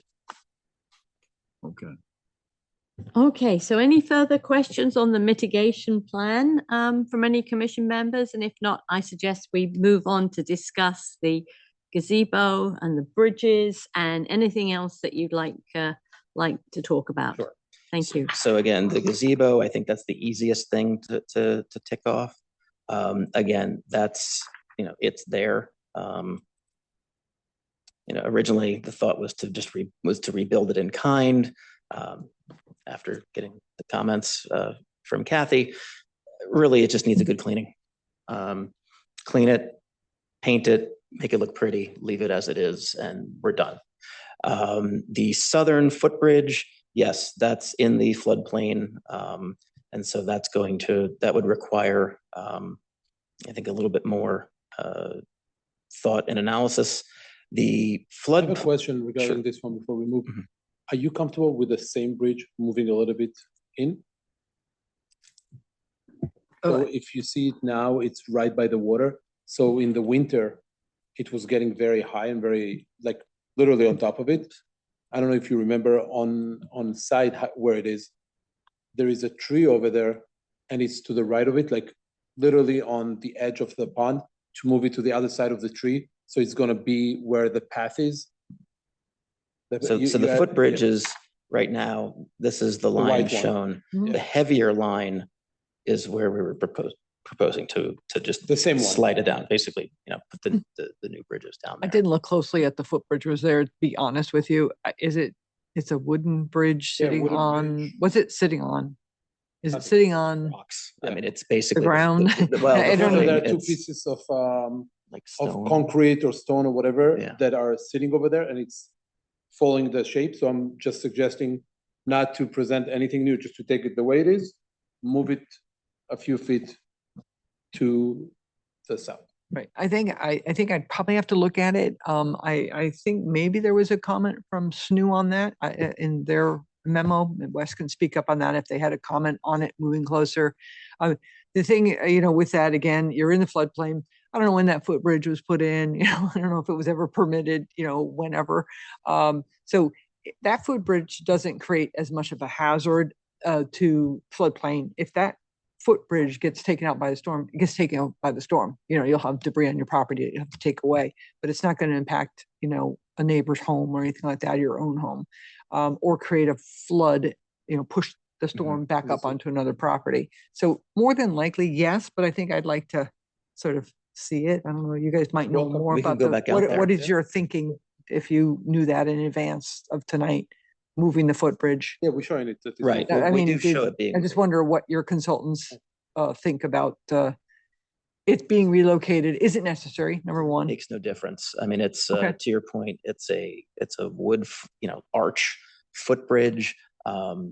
It's sitting on basically Existing rocks as a footing. So to pick it up and move it, a couple of strong guys can literally just pick it up and move it. It's not that. I would say same elevation, you match all of that. And again, I don't think it would make a difference to your point in, moving it, but I wonder what SNU, I thought they had a comment on that, but maybe not. Mr. D'Angelo, would you like to comment on that footbridge and the proposal to move it somewhat to the south? Yep, I can comment on that. It was just a note made on the plan that we had received is replace footbridge. So we took that as a whole new engineering undertaking, and that would I think this would fall under a navigable streamway, and that would be an Army Corps of Engineer permit. So again, it was just if it was just it says replace bridge with masonry bridge. So again, this was a whole new thing that the comment was made on that aspect of things. Now, if we're talking about taking the existing bridge and sliding it down, we would have to go out in the site and see it, but I don't think we would have a problem with that aspect of the change in location. Commissioner Williams? Yeah, Commissioner Williams. And just to clarify, you would be moving that bridge we saw on the site visit? The plan showing replacing the bridge and moving it. Replacing it and moving it? The replacing part. And I'm asking if we're okay with just moving it. So the plan is showing replacing it with a much bigger masonry bridge. SNU commented, Kate commented, and we right away, we said we understand the floodplain. We're not proposing a new bridge over there. Now, in the conversation, since it's shown over here, we're saying, how about if we're not doing anything new, just to take the same one and move it a few feet? So, as I recall, that looked a little dilapidated, for lack of a word. And none of us walked across it as I recall on the site visit. So I'm just wondering safety concerns for that. And if we continue with your comment, it's the same condition of the other one on the northern side, and the northern side is not in the floodplain, and we were hoping to get the approval for that one. So we gave up on the gazebo and this one right away. We're hoping, since the tennis court is over there and that's the only path to go, and the kids going on a daily basis over there, to get approval to do just that bridge and not the south. We're not going to do anything on the south, but we're hoping that you consider replacing the one on the north side. One in the north in a few minutes. I mean, I just wonder if we've got enough information which to make a decision about moving the existing bridge south, whether we think that it's feasible, whether we think that actually what would happen is the bridge would collapse when it was being moved. But that's something for thought and discussion, I think. Yeah. I mean, again, it's just a little wood bridge that if there's some rotted boards or something like that, those you can replace. I think, you take it up, you see what kind of condition it's in, replace some boards, sister some other boards onto anything that might be rotted, and then you just put it back 5 feet away to the south. If we look at the screen, you'll see how big of a project board proposed versus just moving the footbridge. The footbridge literally seems like something that a carpenter did on site. It wasn't look like something that was constructed, professionally in some factory and brought over. I mean, but again, if there is an objection and we need, I understand. Okay, so we have no further questions on the South Bridge. Should we move on to the Northern Bridge? So to the north, so that what we, while we were going through this process, and we figured, well, while we're here. So this was a drawing that was on file with Inland Wetlands, and you can see this is the stamp from Inland Wetlands. And it's from 2010, back when this site was being redeveloped and everything. And I X'd out, I mean, you can see like pond stair plan. They had some ambitious ideas as to what they wanted to do on the sides of the pond with stairs and going down into the pond and all of that. But as far as we can tell, we think this gained approval. So really what Ave wants to do is over on the north side, so the bulk of his use, I would say, is going from the main house over to the cottage and the tennis court. And there is no way to really get over there without going over this little footbridge. And the same thing with landscaping equipment and stuff like that. So as far as getting his lawnmowers and everything over to here. So the thought was, well, we have this plan that was on file with Wetlands and ostensibly was looked at, reviewed, and approved. And this was the masonry bridge that was discussed. And, it had a 7-foot radius for a span that's way bigger than what that little footbridge has. I mean, that little footbridge, if there's 2 feet of clearance underneath that thing, I'd be surprised. So this actually does have a larger opening in order to pass the storms through it. If we look at the site plan, so based on an old RKW survey, this is an unnumbered A zone, which are my least favorite flood zones because there's no elevation associated with it. And the old FEMA maps were just kind of like, I don't know what they drew it with, almost crayon, because they don't match up with any contours or anything like that. Part of the 2023 FEMA remapping, from what I remember, the new flood zone actually kind of follows the outline and the contours of the pond, because that makes sense. When water floods, it rises and it's even with the contour. Every time that water level rises, that's a contour that it's going up. The flood zone doesn't go across a contour, doesn't go perpendicular to contours. And if you look at what this big heavy line is that FEMA showed, well, this is a 464 contour right here. And the heavy line is the flood zone going across it. Well, that's not reality. That's not how the floodplain would rise in that case. So under the proposed FEMA maps, the flood elevation or the flood zone is really down at the top of the pond. So the thought was this bridge on the north, instead of just taking and keeping that existing footbridge there, replacing that with the masonry bridge that was already reviewed and ostensibly approved by this agency. And so it would have a much larger span. I'm glad you guys can't see the pop-ups of my email coming on my computer. It's so annoying.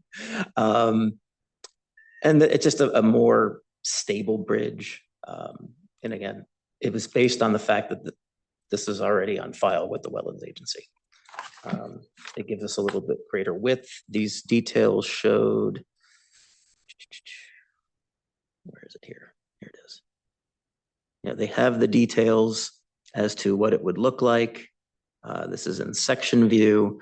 So basically, you've got, it's a 6-foot interior span. There's a 1-foot, let's call it a curb, for lack of a better term, on the sides. So it's a total of 8 feet wide. They've got the concrete details. They've got the, number 4, 18 on center, number 5, 12-inch center. I'm thinking that's the 4s is their temperature and shrinkage steel. And that's what they had proposed. And so Avi was like, well, it's on file. Let's go again. And then as far as the sediment and erosion controls for that, I was showing on this page, just basically putting turbidity curtains. You would take the old bridge out, you would put the turbidity curtain in the swale, and then you can build the footings for this bridge on either side of the swale that's coming in. And again, this swale is what's the outfall of the drainage system in Michigan Road. So the clear span would be over the mouth of the swale. And that's what we were hoping to get approved tonight. And just if to clarify what you explained to me, what you're doing by putting this curtain over here is, while it's being constructed, is blocking anything from going into the pond completely, and then clean up anything, whatever debris that happened while in construction before removing this curtain. So this basically blocking anything that goes through this ditch or whatever you want to call it completely while we're doing the work, clean up everything, and then remove it. And that's what this detail on sheet 4 is, the floating debris barrier. That's the turbidity curtain. That would basically be used, and it's just, again, it sits in the stream. It's anchored with chains, and it just keeps stuff in case it happens to fall into the stream. It just keeps it from flowing into the stream. So. Yeah, Director Holland. Kathleen Holland for the record. Couple things. Can you go back to your plan that shows the northern bridge and slide up to Michigan Road? Zoom out to Michigan Road. Here. So is the ditch open to Michigan Road? Because it looks like you could walk through there on that. No. I think there's all trees up in here. That's solid ground there, correct? It is, but that's where all the screening trees are. I'm sorry? That's where all the screening trees are that we're replacing. Okay, but my point is perhaps that could be accessed without doing the bridge. The bridge still is problematic for lots of reasons. I have to regulate to the current flood maps. The current flood maps show that your current bridge is in a floodplain. So in order to do that bridge, you need a floodplain management permit. That's $1,000. I thought you were going to say that. Oh, okay. I thought you were going to say that. Sorry. Not to interrupt you. I thought you were going to say it. And I told Rob, we had 10 minutes before we came in. And I said, if that's come up, I'm willing to move it 10 feet up and get outside of the flood zone. Right. So it gets you outside of the flood zone to put in maybe this new bridge. You still are working within the upland review area to wetlands with the footings, and this is a significant undertaking, this bridge, the one that's been designed. And I did review the 400 pages of the applications that are on file for all the previous folks that have done projects at this location since 2000, I think, going back to 2000. The bridge, these documents and another design for a bridge are within the documents, but I don't see them translated into the actual permit. So I did not go back. I don't know if we have tapes any longer. They're kind of old. So, every 10 years we kind of refurbish things and don't have to keep the record. So I'm not certain that these bridges did get to the end of an actual approval. So I can't say for certain on that. I just want to put that out there. Can we also get 50 feet away from the pond? I don't know. Can you? No, I'm saying I'm willing to go 50 feet away from the pond and outside of the flood zone I want you to be comfortable. I'm happy to go outside of the flood zone and to be 50 feet away from. So you're never going to get 50 feet away from the wetlands because the water course is okay. So, we can, continue to talk about how you might do this, but I just don't think we have I don't think the commission has the details in which to give you a review on that particular aspect based on what's being proposed right now. And for the record, Angela James, I would concur with that. I think we need more details, more analysis, more time to think about it if you want to put a new bridge in place. What you're talking about are plans from 17 years ago. That's a long, long time. As Director Holland has said, you can't put a bridge across a watercourse and get away from either the wetlands or the upland review. It's not a area. watercourse though. Well, it's a It is a swale. watercourse. It is a For their watercourse. purposes, it's a regulated Yeah, area. Commissioner. No, Redmond. regular area, I'm Correct, not. correct. I'm I not think it's arguing simple. I that, I'm think- just saying. I think it's relatively simple. I think there's probably another site visit and a minimum staff to look at it. And maybe an alternative is, a path up by those trees. But I think we need to look. Temporarily until. I don't think we can make a work it. decision tonight because I think we need to go back and actually look. There is no path, just for you to know. I went there with my kids, there is no path. We walked the property, there is no path over there. It's going down, so you have a stone wall, and then it's going, you have the water coming under. There is no path Okay. to walk from one Yeah. side to the other without having a bridge. Yeah, we slide this bridge 10 feet But we north. can do a side visit, I'm okay. If we slide this bridge 10 feet to the north, it's out of the flood zone. So that takes that That off the certainly table. is a step in the right Right. direction. Then it Sure. just becomes a question of. Saves a lot of money for the applicant and headaches I for just want me. to know what's going to make you comfortable. If we change it from masonry bridge to something else, will that help? If we make it, let's say, a steel bridge, that you just build it outside, bring it with a crane, drop it off. The architect who designed this in 2010, that's what maybe the client at that time wanted. It's pretty substantial what you're looking, that design is pretty substantial. But it's for the purpose for it to look substantial. So Yeah. if you're not comfortable with it, that's what I'm saying. I'm not pushing. I'm suggesting, it doesn't matter if from 17 years. Let's say that I'm proposing today for the first time, forget about the old record. I think that it's beautiful. I think that it's going to enhance. I'm willing to go 50 feet from the pond and outside of the flood zone. And if it's something that we can have a site visit and consider it and everything, that's what I would love to do.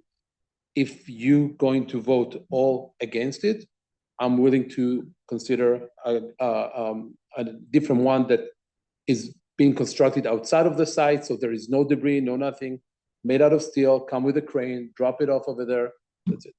I suggest that the Northern Bridge should be the subject of another application to, move it away from your current application for mitigation activities. It's a big project. We really don't have all the details that we would need to make a decision this evening. That's my personal view. I I accept have it. to I just see wanted whether to other get a commission little bit of members guidance agree or when not. we go back to it, to know how you feel.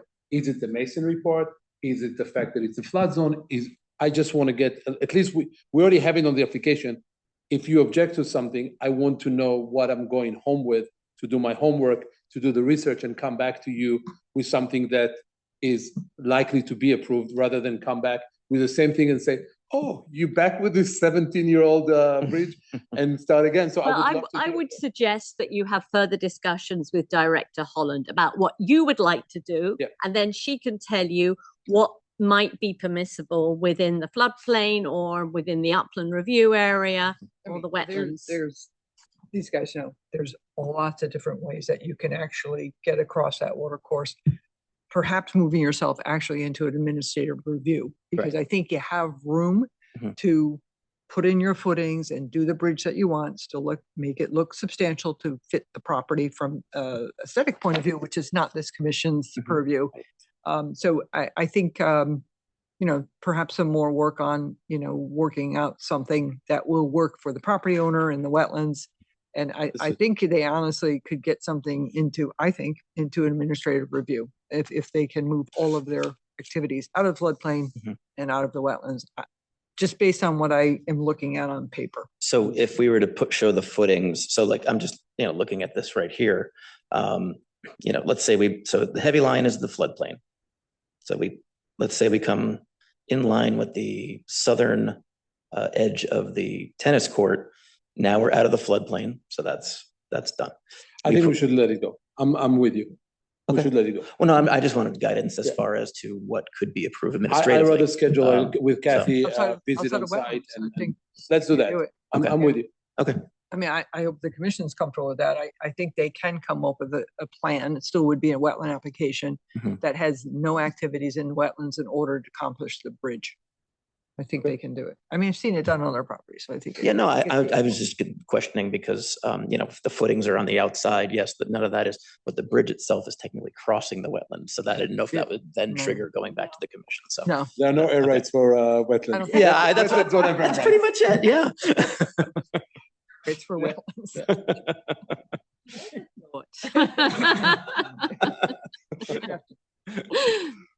Okay, Mr. D'Angelo, do you have any further comments you'd like to share with us?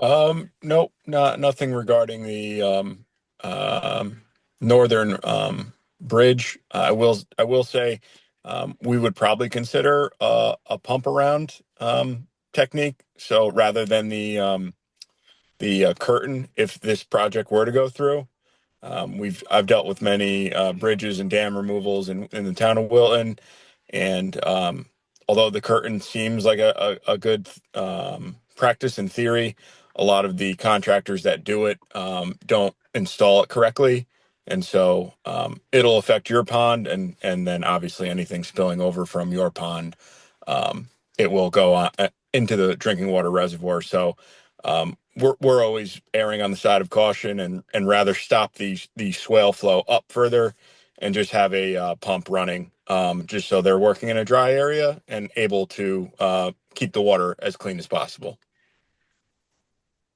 Very good. Would the applicant and his team like to say anything further, or have we kind of come to the end of your presentation?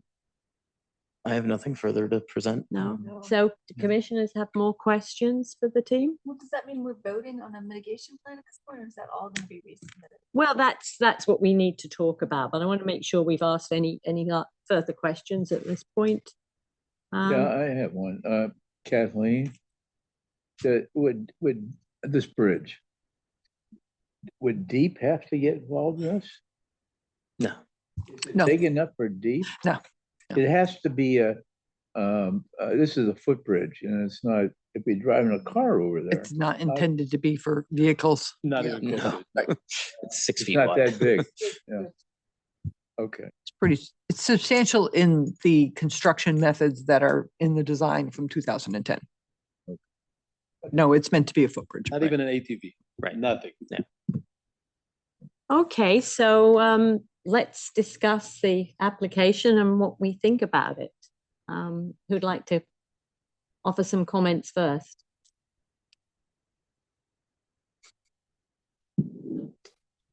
Oh. Commissioner Redden?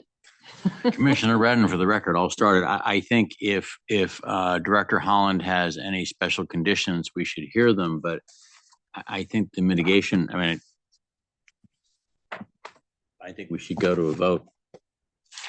Well, I think there are a lot of possible special conditions that were part of the staff report. Maybe some of them need to be revised or fall away, but would you like to speak to the special conditions that you suggested? Yeah, first, I just want to confirm with the applicant and their consultants that they are removing or not going to be moving the southern bridge, the northern bridge, the gazebo forward as proposed. Confirmed. So that's just want to, that's what you're looking, that's off the table for this application. And with that said, thank you for agreeing to, I think it's the right way to go. So I do appreciate your cooperation in that regard. I know it's difficult, but I think it will be better at the end of the day. So we'll get there. So in other words, what we're saying is that neither the southern bridge nor the northern bridge would be touched at this point or moved. And then the gazebo would stay as is, but be cleaned and repainted. Yes, I think that's with the exception of the southern bridge. Did you have a? Well, no, it's just that you said the bridges. Yeah, no, I probably shouldn't have said that. The southern bridge, they're asking to relocate the bridge that is there. Yep. 5 feet to the south. and place it on similar or existing. So very minimal. I'm okay with that, and we'd have to work together on making sure that that happens in relationship to what they're expressing here tonight. So, well, how do other people feel, how the commissioners feel about the Southern Bridge being moved? If I were the homeowner, I'd build a brand new one and put it where I wanted it. If you're gonna move it anyway, I think if the it's issue, rickety, why don't you just build a new one and move it 5 feet or whatever the. Because you need a permit to do that. right, the issue with building a new one is it's in a floodplain and there's hydrology that needs to be done. There's, anything more than what's there now, just picking up and moving it is To gonna, repair it, yeah, to substantially repair it. right. Yeah. And so that's why we're And we'll just, paint it and we'll, Right. I mean, I feel that it's going to do what it needs to do for either until the floodplain going to take effect, the new one, or Or the Yeah, I next mean, flood removes it for you. yeah, Okay. I would just suggest it's Commissioner Sanford, in terms of the bridge, I know it's not a big deal, but since you're intending to repair it where it needs to be when you move it, I think there should be some kind of check-in with Kathleen or our commission to make sure that it doesn't all of a sudden transform into something much larger and bigger and different than what was intended. I'm willing to take photos before Right. and after. Yeah, I would suggest just putting that in as a special condition that the Southern. That's what I Bridge was shall be- suggesting. I mean, you'll have to come out and Yeah, I'll do be coming out, inspections but anyway, I'd so. add it in just as a special condition to clarify the record so that we indicate that we're not building a stone bridge. See an 8 foot, Right, 5 feet, masonry bridge magically appears, yeah. Really don't. Would you like to carry on talking about other special conditions that you suggested? There's a series of them, but I think I'll just read them one by one, and then you Sure. can decide whether or not these still apply. When we have mitigation, the reason for the first special condition is sometimes there's mitigation and then there's some other activities that a property owner wants to do. So we usually like to make sure that prior to any other earth disturbing activities, all discarded debris shall be removed in accordance with the approved plan. So we want the mitigation done first before they start planting and landscaping and doing some other things that they want to do. That's number one.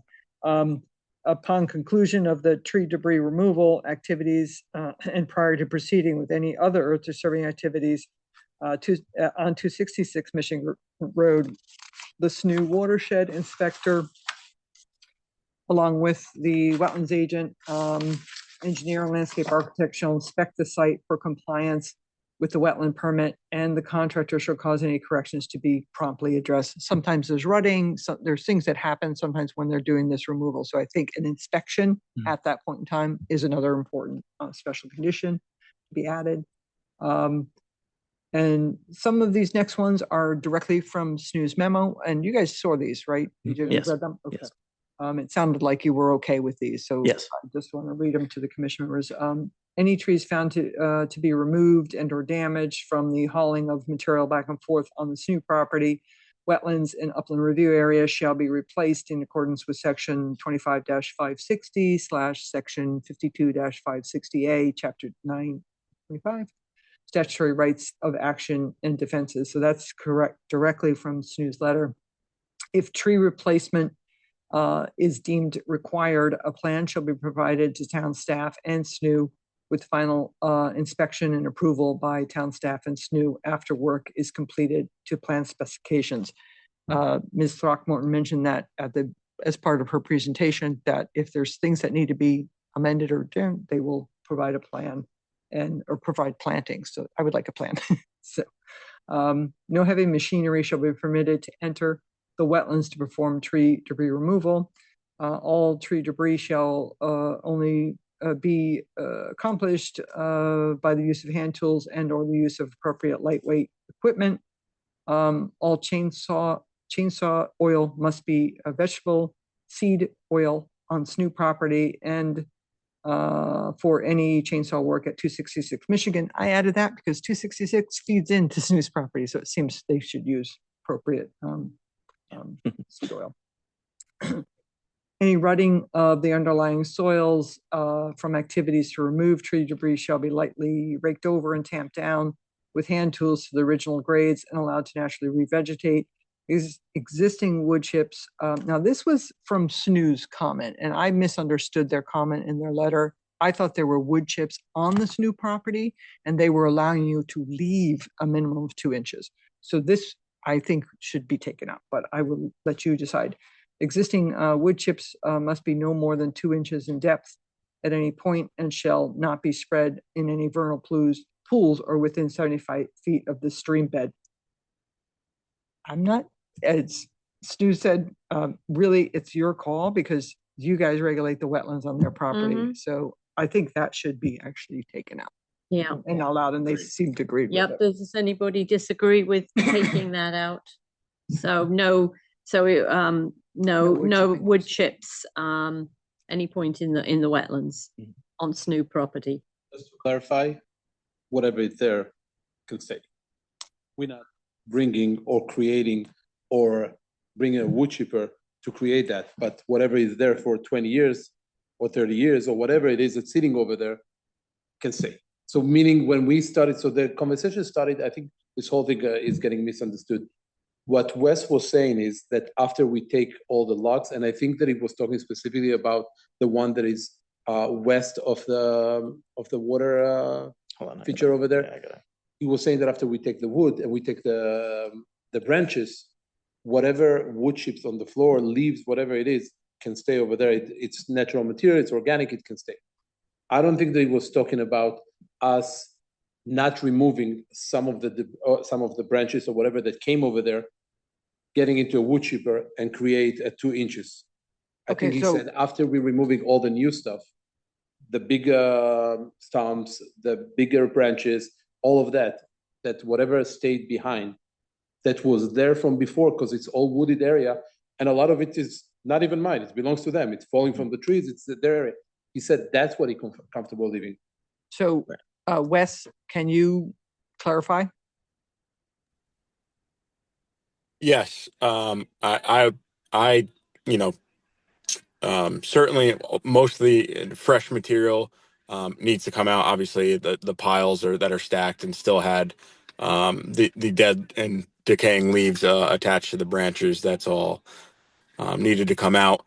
It was more of once we start getting to the base layer, if it was wood chips or dead leaves that the old landscape crew blew in there, that would need to, that necessarily didn't need to be hauled out, but it per the town's code, obviously no wood chips, anything in the wetlands. That's what I was going to speak on behalf of. But it should have said in SNOO's letter, vernal pools / wetlands.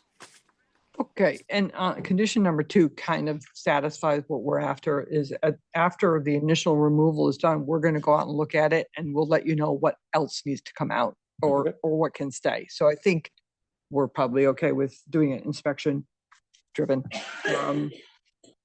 All tree. Okay, so we're talking about keeping that sentence in now. Existing. No, I would say take it out because take condition it out. number Yep. 2 takes care of it. Yeah. Okay.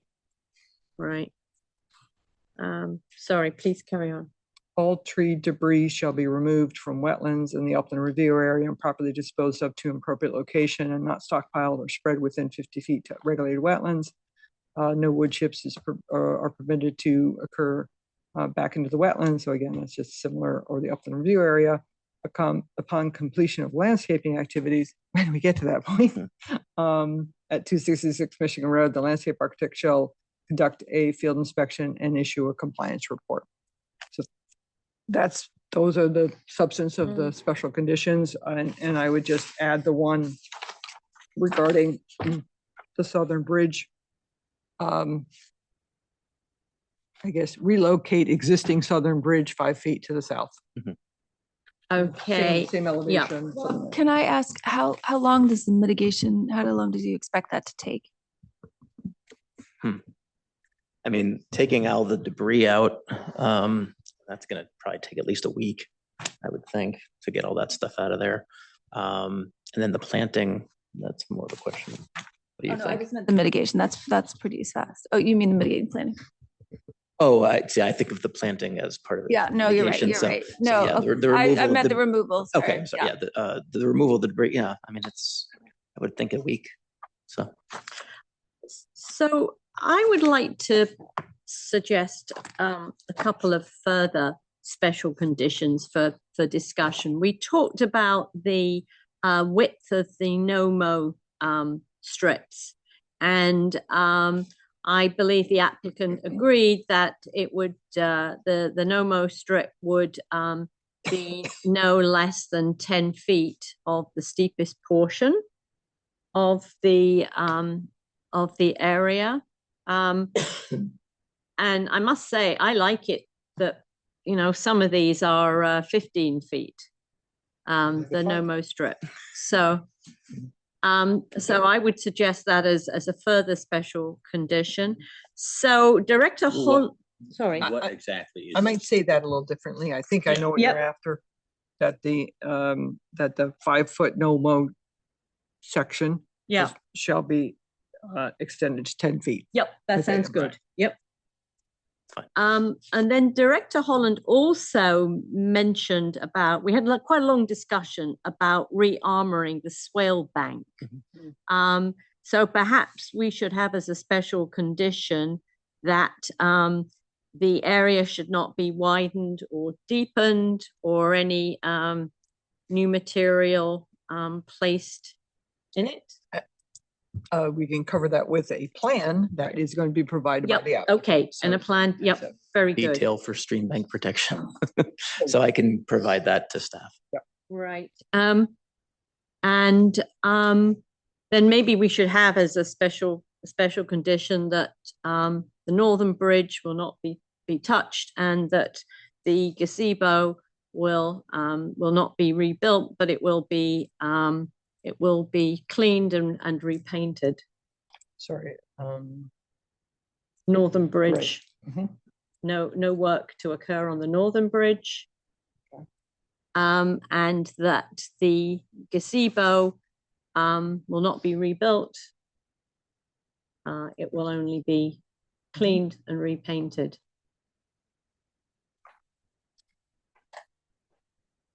Does anybody have any other suggestion? Was your special comment sort of picked up in what we've talked about, Commissioner Sanford? Which one was that? I think think it we was covered- relation covered to the southern bridge and it should be checked by the Yeah. inland wetlands agent. Yep. Okay, we got that. Anything else that anybody wants to bring up at this stage? If not, are we ready to make a motion and take a vote? To go back to your first condition. Sure. Your first condition was saying that no work can be done until the mitigation is completed. And I wanted to start working on the Michigan side away from all of it, as far as starting taking out that stuff, preparing everything for long, because it's getting into May. And they told me that if I'm not doing it pretty soon, both from the grass area and bringing irrigation over there, it's going to be too late into the season. We have to wait until September, October. So if you're okay with it, we're not going to do anything from the, let's say, the entrance on Summer Suite all the way south. We're just going to work from the Summer Suite entrance to towards Michigan. And when do you intend to do the mitigation?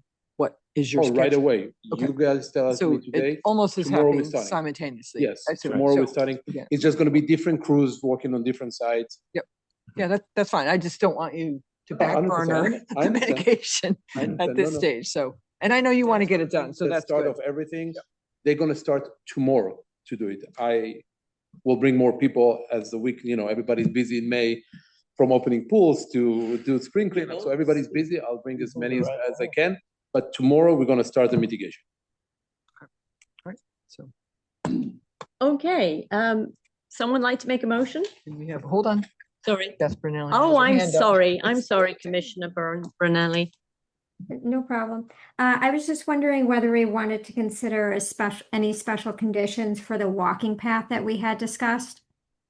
Because we had talked about keeping it to the existing contours, no grading, no wood chips, and I believe limiting it to 4 feet. So Beth, one of the diagrams that was provided this evening from Kate Throckmorton, it is a drawing DT1, and it's dated today, and it's a woodland walking path detail. And I was able to review it, and the commission members all do have a copy of it. It does contain all the information that you're requesting. The path shall follow existing contours and no grading or change in contours is proposed. The diagram, are you able to bring this up by any chance? Hold on just a sec. I think Kate will be able to put it up on the screen, but they do have all the details, I feel, that are appropriate for the path to be installed. But did we say no wood chips within certain portions of the path, right? Yeah, I mean, so on go ahead. Detail, and if it is acceptable, I would like to add it actually to my plan. And as we discussed, if there is a concern with the wood chips actually in the wetlands, then that can be taken off for the specific wetland areas. I have a question. If I heard correctly, this specific detail was approved by you before in other projects? Did I understand correctly? In general, this is the type of path creation minus the wood chips. I think that's the thing that's generally you don't see wood chips put into a wetlands. But very natural path, using existing branches to kind of show where somebody might define a path. Just branches on the ground. Someone gonna fall like you. Right, exactly. We don't want that happening. Which will help Trying to being able to walk on it. Right. So we don't want to clear cut and we don't want to remove any roots or anything that's going over there. And the whole purpose of this is not even to get height or to do anything more than just, create a path that the kids can run and So I think we should think carefully about this, because we would be setting a precedent, and it's something that will come up in future applications and that we certainly want to refer to. I don't recall any applications we've looked at in the recent past where we've said yes to wood chips in the wetlands. Maybe I'm missing something. I mean, all wetlands are not created equal. This is a pretty dry wetlands right now. So you could take that into consideration that this is not a wetlands. It is flagged as wetlands and had been flagged previously. We have other locations that are very wetlands, so they tend to do the boardwalks and raise the path. So, I'm thinking of one recently, and I'd have to go back and look at the plan. There may be some there may be some initial wood chipping of a path just to establish the path that's where someone's going to be walking. What about like the Bristow, the bird sanctuary where the walking paths are there? All dirt paths. Dirt. I think they are. And I feel like on Abby's property, there's a lot of pine needles. Sometimes they do a pine needle path, something like that.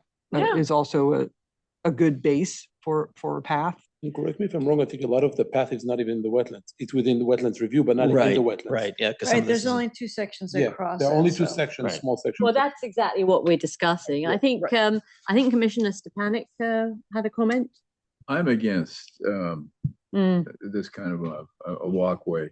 It gets messy and they go over bounds, and you're going to have somebody come in and periodically and make a nice walk out of it, because the water is going to carry some of these wood chips away. It's going to be over the boundaries and things. And I just it looks nice when it begins at the start, but I think somebody's going to have to take care of that wood chip, and it's going to get messy. And so that's my feeling. I think that I think the intent was that the wood chips just be placed for establishment, and the note is on there. I think once the path is established and it gets used and it gets tracked in, that it'll be clear where the path is. It's not meant to be reapplied over and over again. I think that's where you get into problems, and you get where it gets wet and it turns into mush.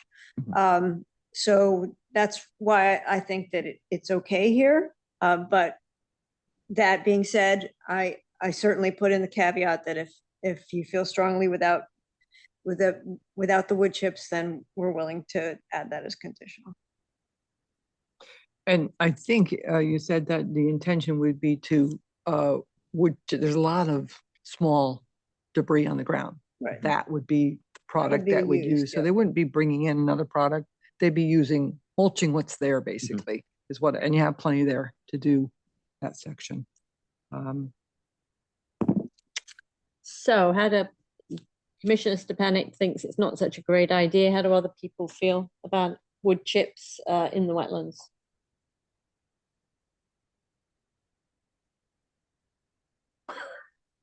Commissioner, I'm now, I'm a little, I think that we should rephrase the question. How do you feel about wood chips in a small portion that is not dry, that is not wet, that is man-made, as Kathy described? I think the question is much less, because I think that I would say no also if I would be asked a general question. Are you okay with? So wood I'm chips just trying to move things along here a little bit.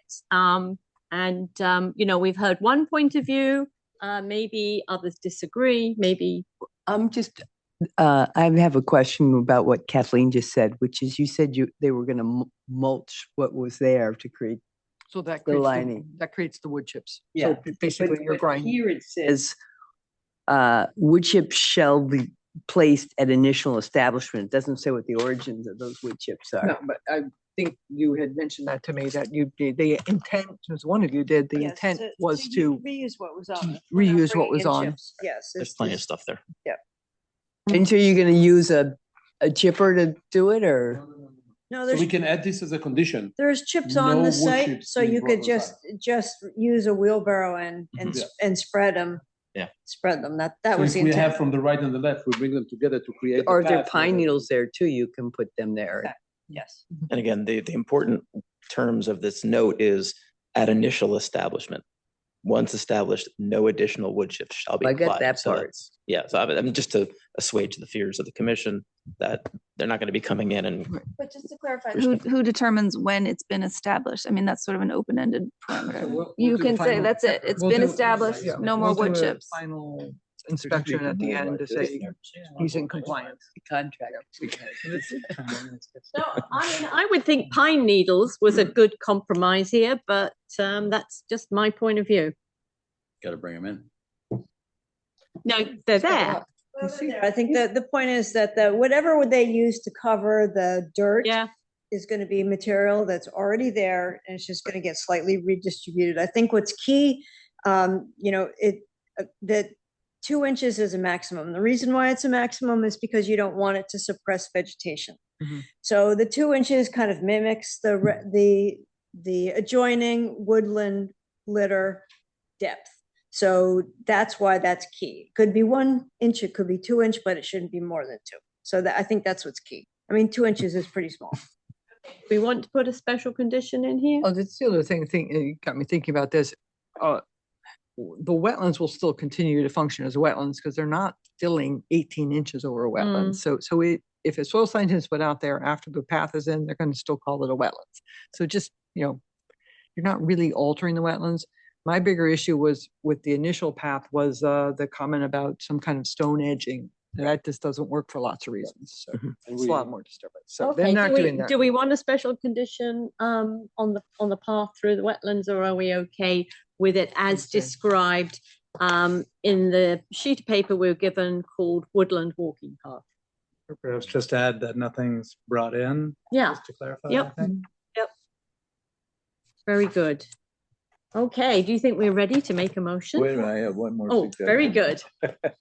You might want to ask the gentleman from the water company if he has a special condition, if he has, there may be some, because we're gonna work with him in a way, you know. Well, actually, a lot of the special conditions that are in Director Holland's list came from SNU, but let's just see if Mr. D'Angelo has any additional special conditions that he thinks we should consider.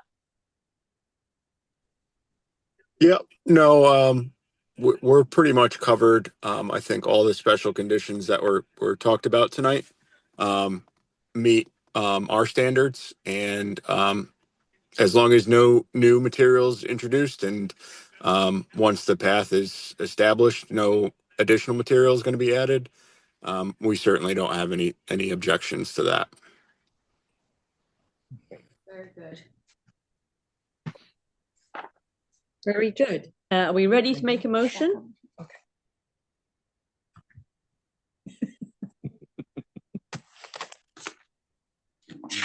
Commissioner Redden, I will make a motion to pass this application subject to Director Holland's special conditions. This is application IW 26-9 266 Michigan Road, 266 Michigan Road LLC. Very good. Do we have a second? I second. Thank you, Commissioner Stepanek. All those in favor, please raise your hand and say aye. Aye. Any opposed? No. Any abstentions? No. So the permit is granted subject to the long list of special conditions that we went through. So thank you very much, everyone, for the presentation and answering our questions. We really appreciate it. And we also really appreciate it when the homeowner comes in to talk to us directly. So thank you very much. We appreciate your time. I personally appreciate your time and the site visit and all your comments. And I hope that it's going to be quick and everybody's going to be happy and satisfied with it. Thank you very much. So you actually have, I'm sorry. You actually have somebody coming tomorrow at 8 o'clock? Yeah. Okay, that's good. 7. No, huh? You said 7. Oh, 7. Oh, okay, okay. That's very good. Oh, my God. I have teenage kids. I have to deal with that. So moving us right along to item 8, the agent's report. Director Holland. I added just one administrative application that has made it to the finish line. A few others for next month to report to you. This is a project on 75 Pheasant Drive involving a construction activities and in addition to the home in the upland review area. The project has been vetted by all the various land use departments, and the permit's been issued. They have not started as yet. Very good. Any questions, comments? So if not, we can think about adjourning if somebody would like to make a motion. Commissioner Redden. Make the motion to adjourn. And I will second that. So all in favor?